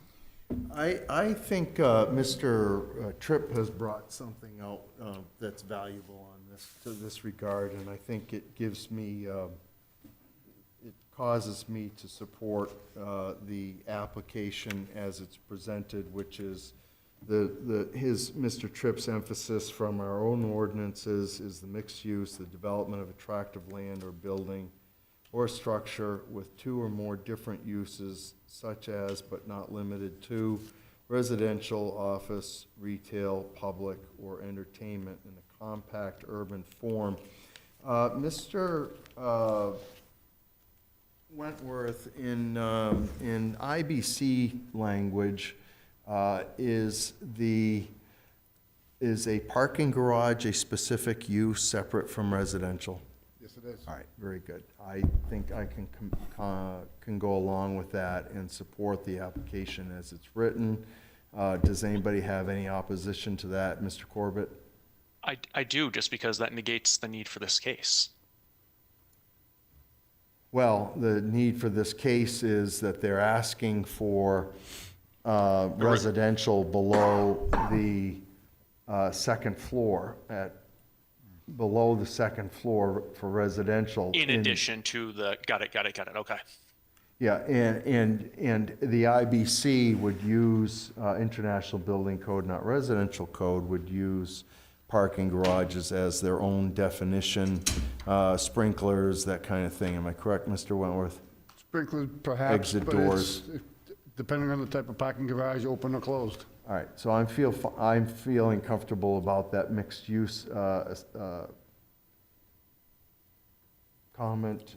Thank you, Mr. Tripp, for pulling that up. And Mr. Corbett, if your decision would be to oppose this application on this basis, you can certainly cite that if that's your wish, or anybody else on the board in that matter.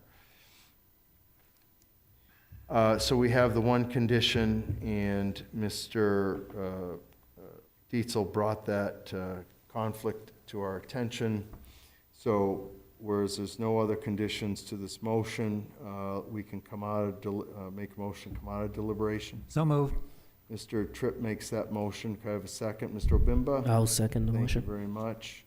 All in favor of coming out of deliberation, say aye. Aye. Any opposed?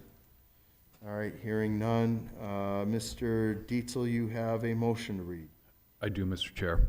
I make a motion on case number 24-137 for Lansing Melbourne Group owner, Town of Derry, to grant a variance to the terms of Article 6, Section 165-49.b.1.b of the Town of Derry zoning ordinance to allow residential living units to be located below the second floor as part of the redevelopment of the property as a 5-story mixed-use development, parcel ID 30026-001, 30037, 30038, zoned traditional business overlay district.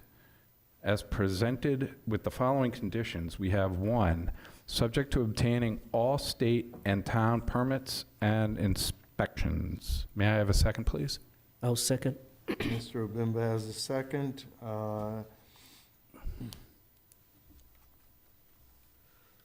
Any discussion there?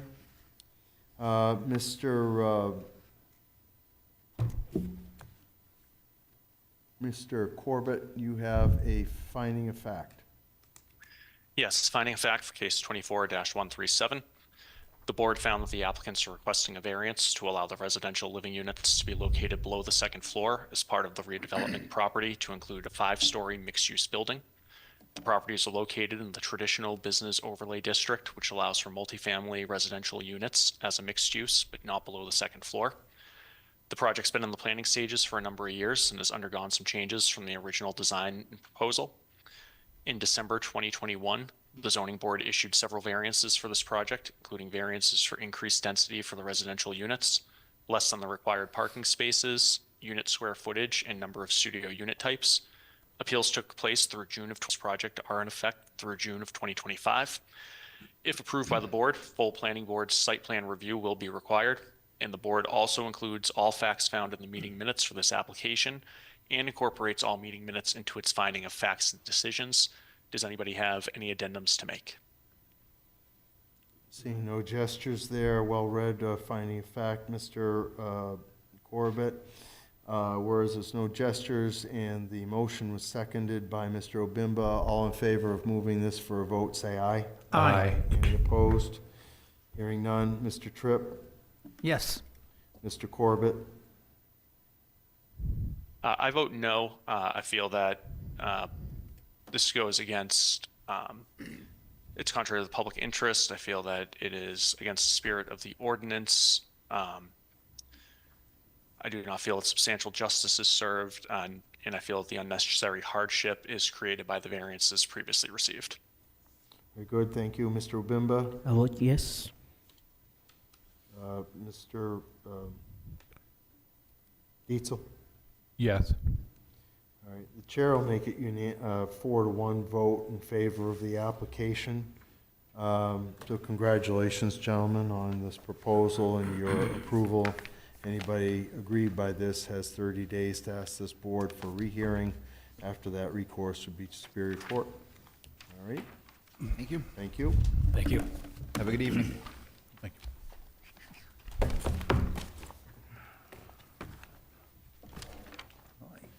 All right, as previously mentioned, case 24-138 for Rockingham Cycle has been tabled to the next scheduled meeting. Next case up is Michael McCown. That is case number 24-139.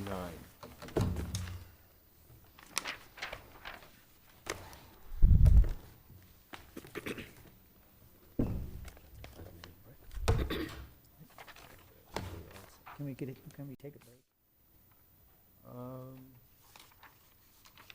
Mr. McCown? Good evening, Mr. Chair and, Can and board. would you mind if we recessed for about 3 minutes? Not at all. Mr. Chair, I move that we take a break for 3 minutes. Very good. All in favor, say aye. Aye. Aye. Any opposed? Very good. 3-minute break. All right. We'll do it. Stretch it out.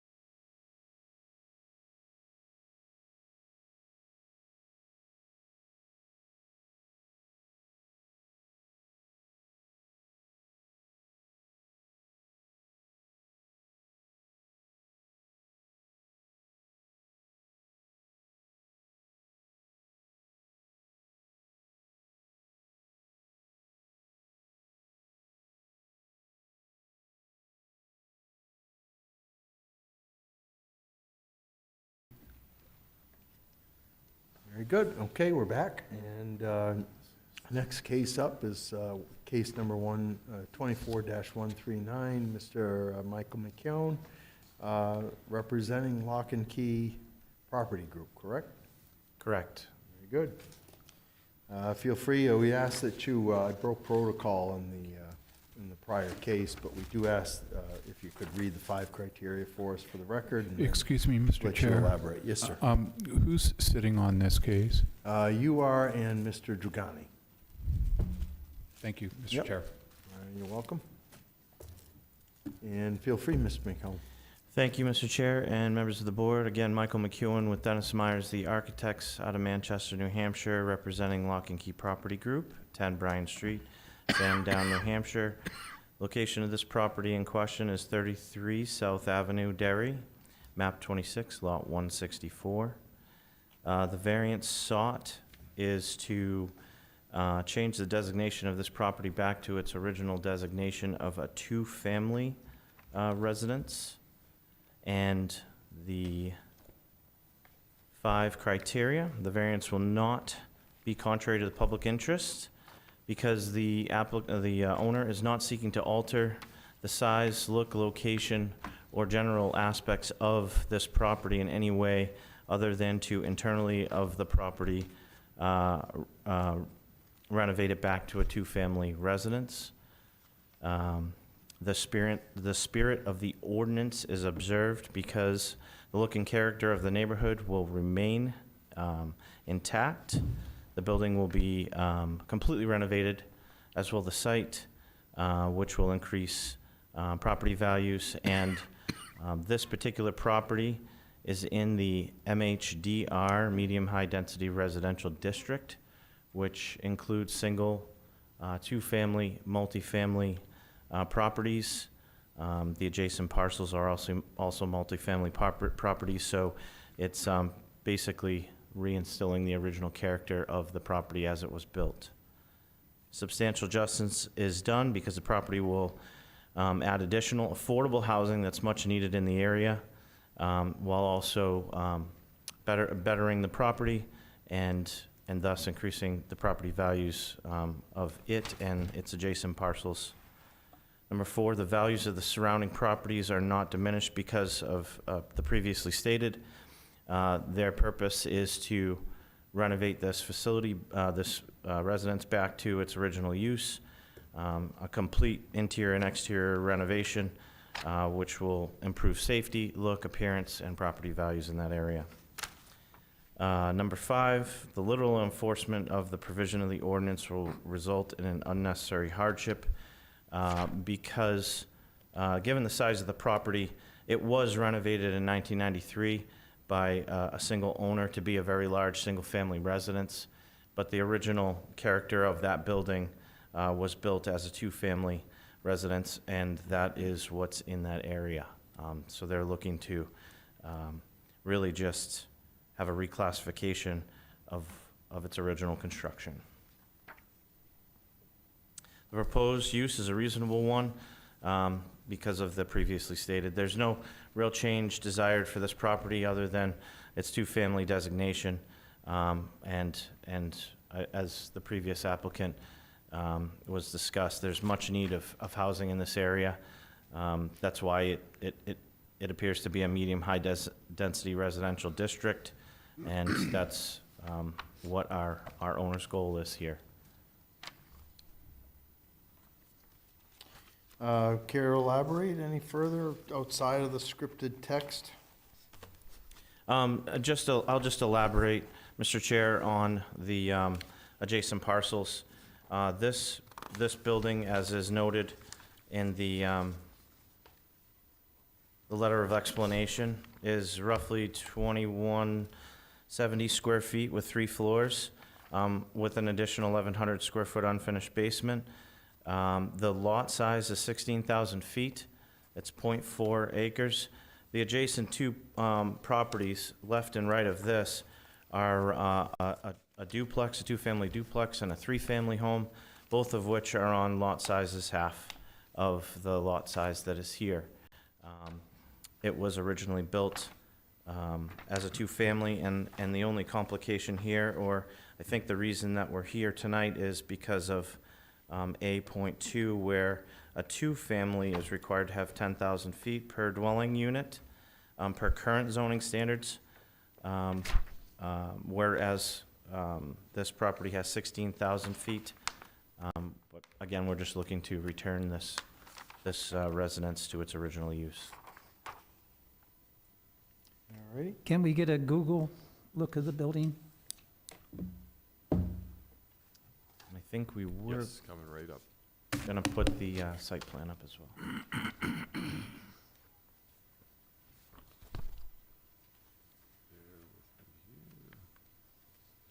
So this property, Mr. Tripp, is across from the potato factory. And across from, what is the little corner store right there, Mr. Wentworth, do you remember? On the not run? really a It store was anymore. Bartlett's, and it was Brothers, On and the now run. it's, Brothers, it used to be Brothers, yeah. now it's Rigatoni's Storage. Yeah. It's on- not even on- that, it's a storage place for fruits and vegetables I see, okay. for a different company. Ring a bell, Mr. Tripp? Oh, it still has Yeah. Rigatoni's It's owned by sign. Rigatoni's, though. Yeah. So we don't have a street view? Sure, we can pull that up for you.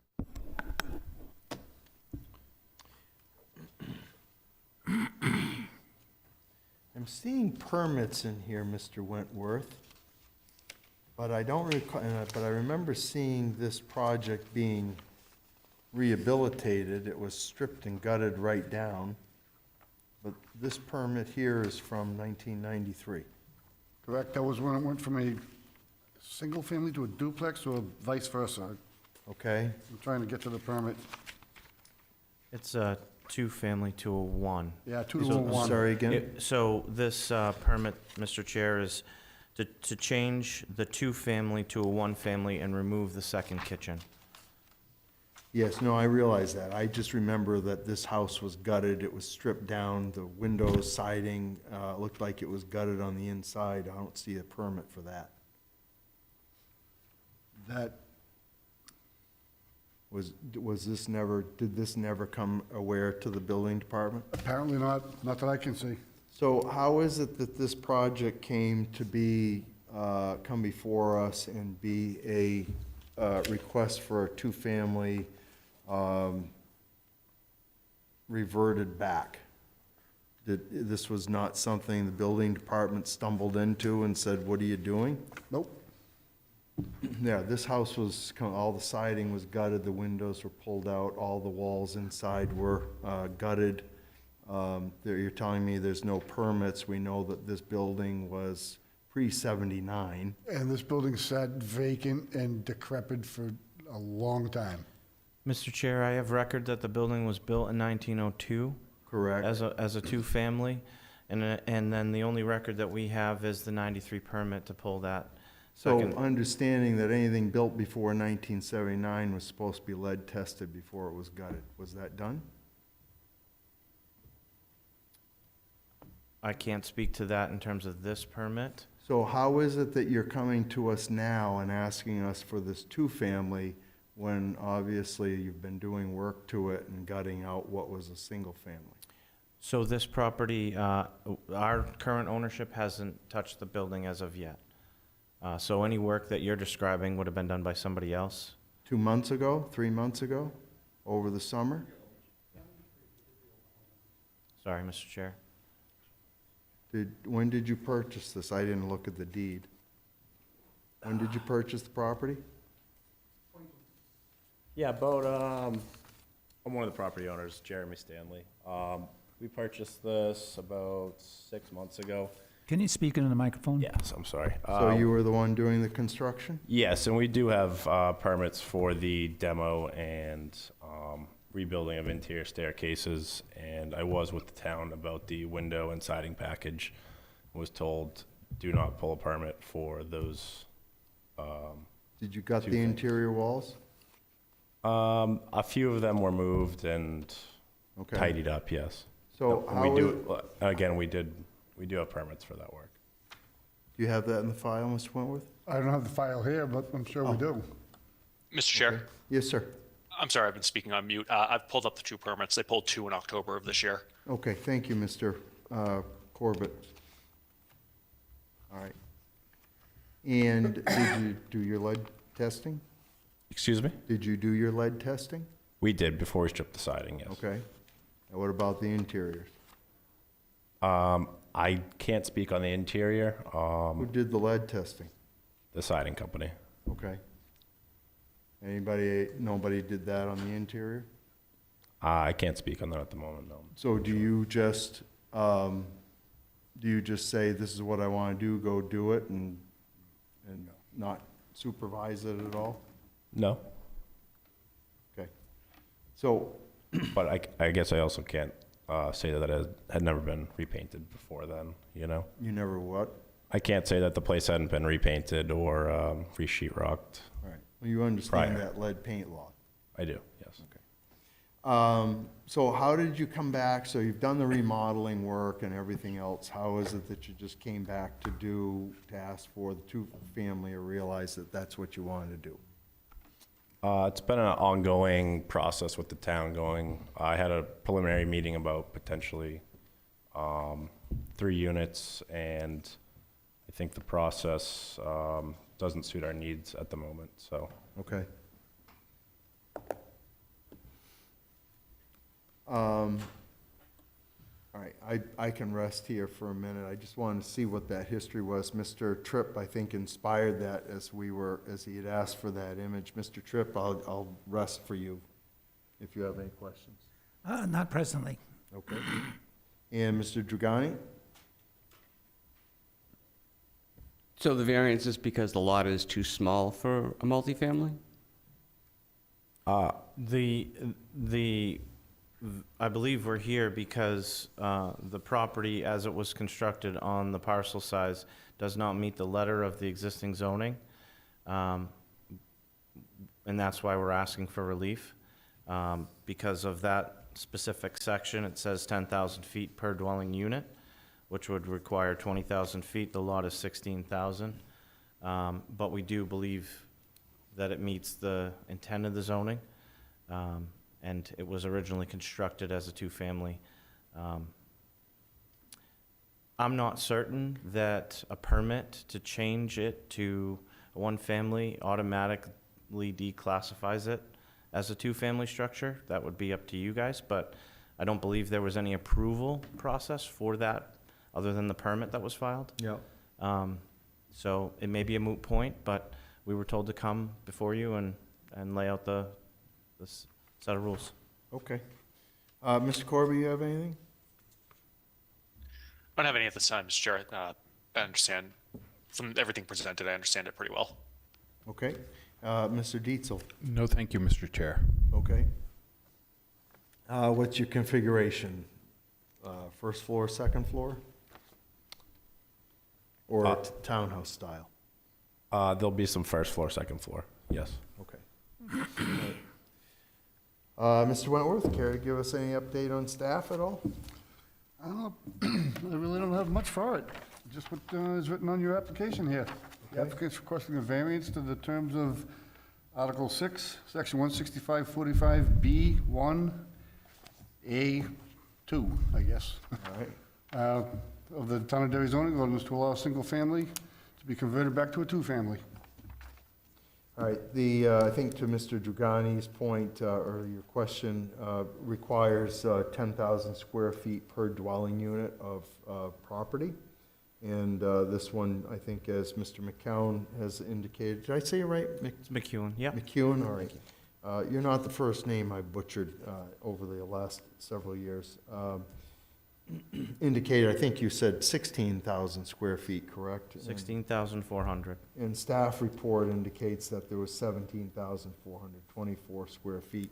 I'm sure there's some happy medium there, but anyway, we miss it by a few thousand square feet. Does that clarify for you, Mr. Dragani? Yes, it does. Thank you. Good enough. All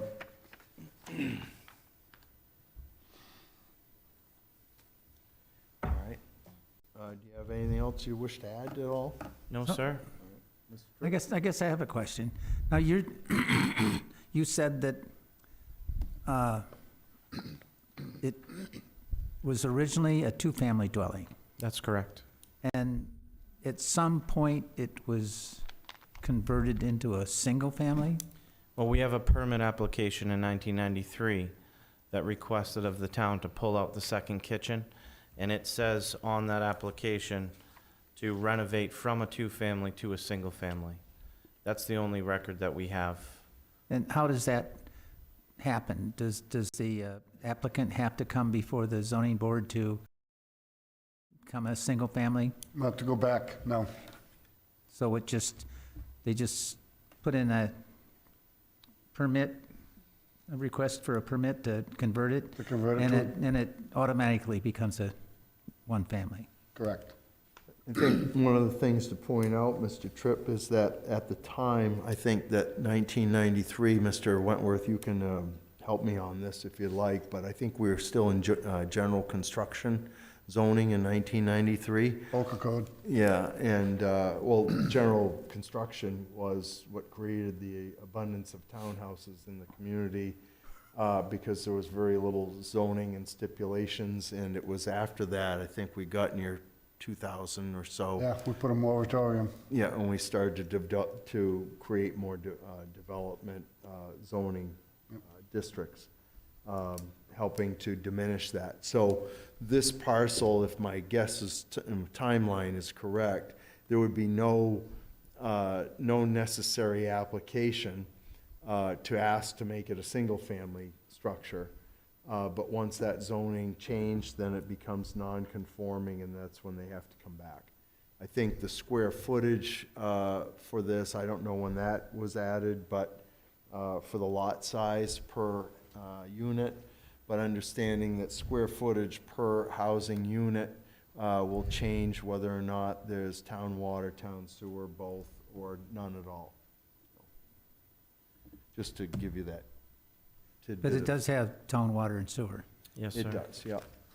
Which means the stipulation for 10,000 square feet per unit is what is adequate, is proper for this two-family in this area. Anything else? Oy. What's the parking situation? How many parking spaces are there? The current layout, we have 8 parking spaces. 8. Okay. Thank you, Mr. Chair. Can we see an image of that house again, Mr. Provencher? Yeah, it's hard to tell from that photo what's actually there. It's so overgrown. There were. I drove by, and I think 8 looks pretty good. You do? Yeah. You know? Is that a road next to the house? No. Driveway. That's a driveway. And the mud spots to the right and the left of the house are 2 of the parking spots, but they're really not paved. However, there is a second curb cut that exists to the left of the structure on the street. So we could not deny access for a vehicle there. How large is each unit, square footage? What's the footprint of the building? The general square footage of that building currently is 2,200, I believe. That's top and bottom floor, or is it 1,100 per floor? It's about that. It's about 1,100 per floor. Okay. Yeah, and then there's a Mr. little. Chair, Yes, sir. if I may, Yep. that second curb cut you say Yes, sir. is not necessarily a curb cut. There's a truncated dome there. It's a crosswalk. That, right where your pointer is, That's a crosswalk? that's where crosswalk is supposed to be. Oh, no kidding. Yeah, that's a, I was gonna- if you I look was at gonna that, say, that it- plate, it's a metal plate that's got domes on it, Oh. so the sight impaired can feel it. Okay. So, oh yeah, look at that. Yep, there it is. So how much parking do you have without blocking the crosswalk? The 8 spots actually wasn't including the spot Okay. adjacent to the crosswalk. It's all down back where that's currently, you see it all overgrown. those cars were there when the property was foreclosed? Correct. Yeah. And so what will you do with the mud spots at the front of the house? I know that one, they were using that as parking, but, you know, that grade will be brought up, stoned, tidied up as needed. Seeded or something Yeah. like that? So we're not gonna see cars parked in the front No, lawn? no, absolutely not. Okay. I mean, I think it's a stretch to say 8. I can't tell by the amount of knotweed that's grown up on the side there. Have you chopped all that down, cleaned it up? We have. Yeah, okay. So how do you see the car parking there now? 2 cars, 4 cars at the most? Oh, no, I mean, there's a lot of parking back there. Yeah. 8 easily. We've had, you know, multiple trucks back there, a dumpster, dump trailer. Okay. All right. Mr. Dietzel, did that answer your question? It does, Mr. Chair. Thank you. Good enough, and thank you, Mr. Preventure, for showing us that image, and Mr. Tripp for asking about it. Okay, I think right now I'm all set, unless you gentlemen have anything else to add to us, we'll go to public, all right? Thank you, Mr. Chair. Protocol is to ask anybody that wishes to speak in favor of this application to come forward, and this is your opportunity to do so. We have some phone numbers there, Mr. Preventure.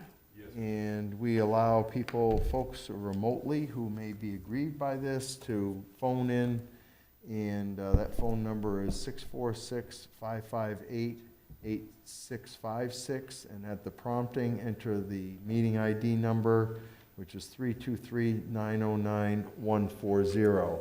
In the event that you have any technical problems getting in, you can dial 845-5585, and our clerk will help get you in. Do you wish to speak in favor of this, sir? Yeah, I just would like to add. Gentlemen, if you could let this gentleman speak, and you'll have an opportunity to rebut. Thank you. Yep. Thank you, Board. I am Justin Tumanowski from Londonderry, New Hampshire. I just wanted to make the point of I've been a lover of Derry. I own probably 7 homes in Derry. My mother, I just bought her a home as most recently right next on 11 Manchester Ave. So I have houses on Florence, Boyd, McGregor.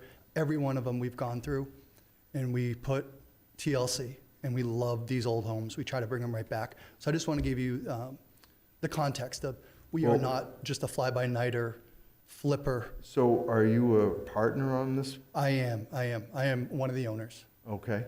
I just wanted to demonstrate that we are in town, and I plan to keep remaining in town and cleaning up, honestly, a lot of the houses just like this.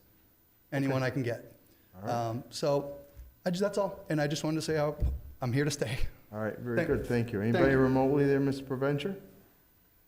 Seeing no one rise, Mr. Very Chair. good. All right, anybody not in favor of this application, if you'd like to come forward, this would be your opportunity. That includes remotely, and I keep forgetting to indicate if you want to be heard, press *9 and give an indication that you want to be heard. I see no one rise out of the thousands of people here in this room, so you folks are safe in that regard. Anybody Seeing else none out there? Yeah. Online, Mr. Chair. Very good, thank you very much. All right, so we've met the standard for statute for butters.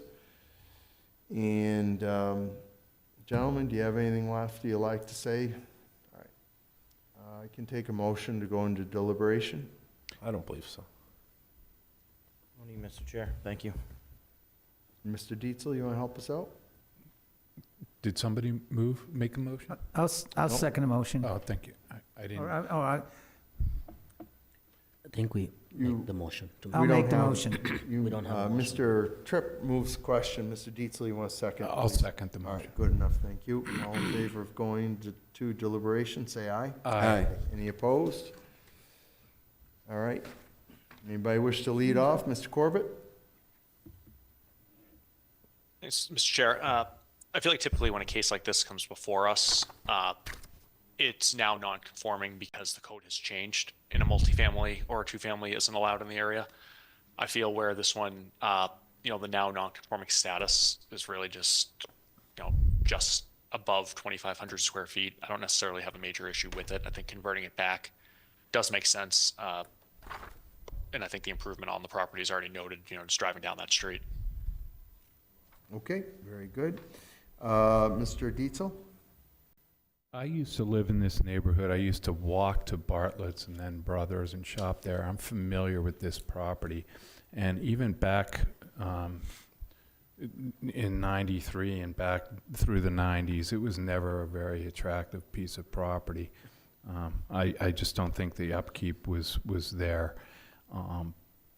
I think that these folks coming in and wanting to spruce it up and make it something other than the eyesore that, in my opinion, it has become, is a good thing for the town. I'm generally reluctant to go against the current zoning rules based on what they used to be. The zoning ordinance changes for a reason, and there's a reason that this piece of property is now non-conforming. We can't go back to what it used to be. Having said that, in this particular case, I think the spirit of the ordinance is maintained by allowing this to become a two-family, sprucing it up. I don't think that it's going to have a major impact on any municipal services or the neighborhood or noise, and I just think I think there would be a hardship if we were to deny it, because these people would be left with a property that really would not be feasible from an economic standpoint, to rehabilitate into what we'd like to see. So I like the idea, the concept of making this into an attractive piece of property, contrary to what it's been for the better part of 30 years. Thank you, Mr. Chair. Very good, thank you. Mr. Tripp? Well, as I believe Mr. Wentworth said, the property was built, or the owner said it was built in 1902, long before there was any zoning, and it was converted to a single family long before there was the lot size restrictions. It appears that wanting to convert it back to a two-family when it's short a couple thousand square feet on the lot size is something that's quite doable. I would have no reason to not approve it. Very good. Mr. Dragani? I agree with everyone in the sense of it's not really going to impact us, as long as we're in the idea it's only going to be a two-family, correct? That is what the application is. Okay, yep. Yeah, so I agree with everybody. Okay, good enough. All right, now we have a motion and subject to obtaining all state and town permits and inspections. Sounds like they may have already been in the process of that. So further accommodations would happen through the building department, right, Mr. Wentworth? All right. And other than that, are there any other motions that anybody would like to have stipulated? So since you're asking to convert it into a two-family, then it becomes your purview to make sure that all the stipulations are met. Okay, so that's fine with me then, as long as somebody's got their eye on you. Okay. All right. I'm going to add one stipulation, and that is no parking on the front yard.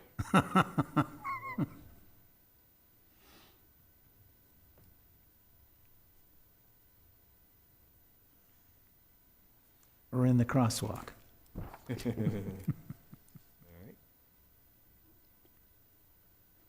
You have have that, Mr. Dietzel? I do. Okay. All right, good enough.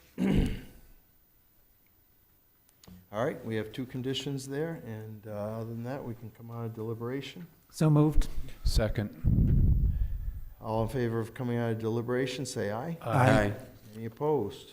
Very good. Mr. Dietzel, you have a motion to read. I do.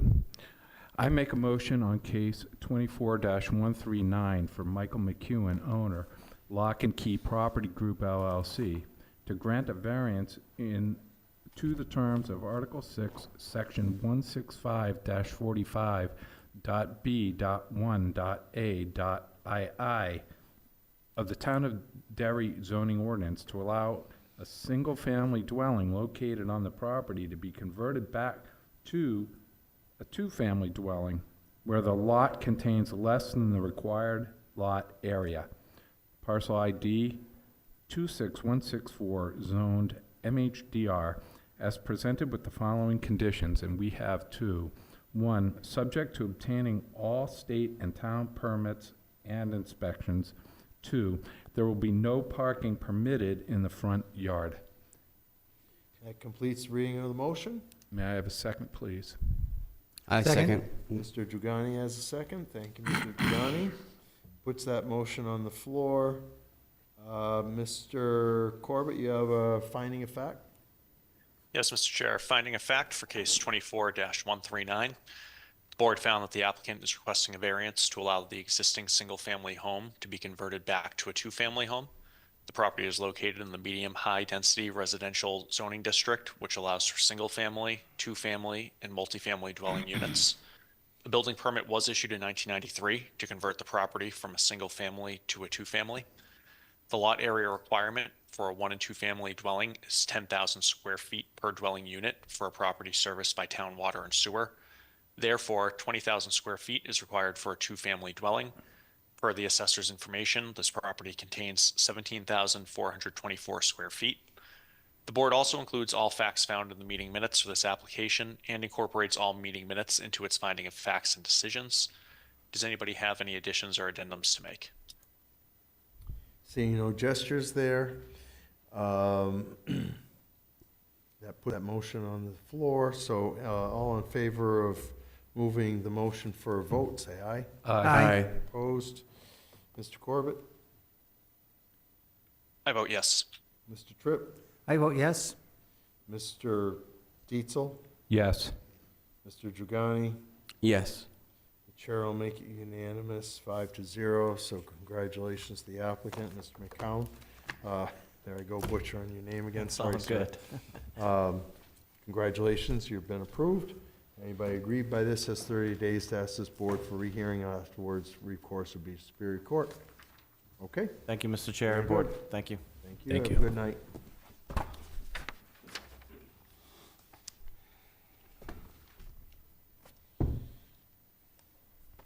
Okay, and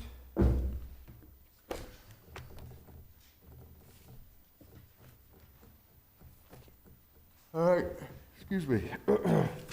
Busy week. All right, next up, I have no correspondence. I have no complaints and no other business before the board. Approval of minutes from, we need approval of minutes from October 17th, 2024. I have a motion for that, please. I make the motion to approve the minutes from November 14th. Mrs. Peoples, did you get any amendments on that? I did not. You did not. All right, so that motion is as presented. Mr. Dietzel? Yes. Very good. Can I have a second, please? I'll second it. All in favor of approval of those minutes as presented, say aye. Aye. Any opposed? Hearing none. The minutes from November 7th, 2024. Did you have any amendments for that, Ms. Peoples? Did I submit one? One question mark. Question mark, that's right. I changed a question mark on there, so if we could have a motion to approval of minutes from November 7th as amended, please. I'll make a motion to accept the meeting minutes from November 7th as amended. Very good, thank you. All in favor? Or could I have a second, please? I'll second that. Mr. Tripp has the second. All in favor of approval as amended, say aye. Aye. Any opposed? This is just getting to be a struggle tonight. Sorry. 11, minutes for 11/21/2024. Could we leave those for the next meeting, please? I'll make a motion to table approval of the minutes to the next meeting. Very good, thank you. Second. Seconded by Mr. Dietzel. All in favor of tabling the minutes for 11/21/2024, say aye. Aye. Any opposed? Hearing none. All right, Mr. Wentworth, Mrs. Peoples, do we know if there's any cases for us? 2 cases in that, and is that The one that's tabled and one other. Very good, all right. So we'll complete the December with a full string. Other than that, we can take a motion to adjourn unless anybody has anything to add. I'll motion to adjourn. Sorry? I'll motion to adjourn. A motion to adjourn by Mr. Dragani. Could I have a second, please? I'll second. Mr. Obimba seconds the motion. All in favor of adjournment, say aye. Aye. Any opposed? Hearing none, we're adjourned. Have a good night, everybody.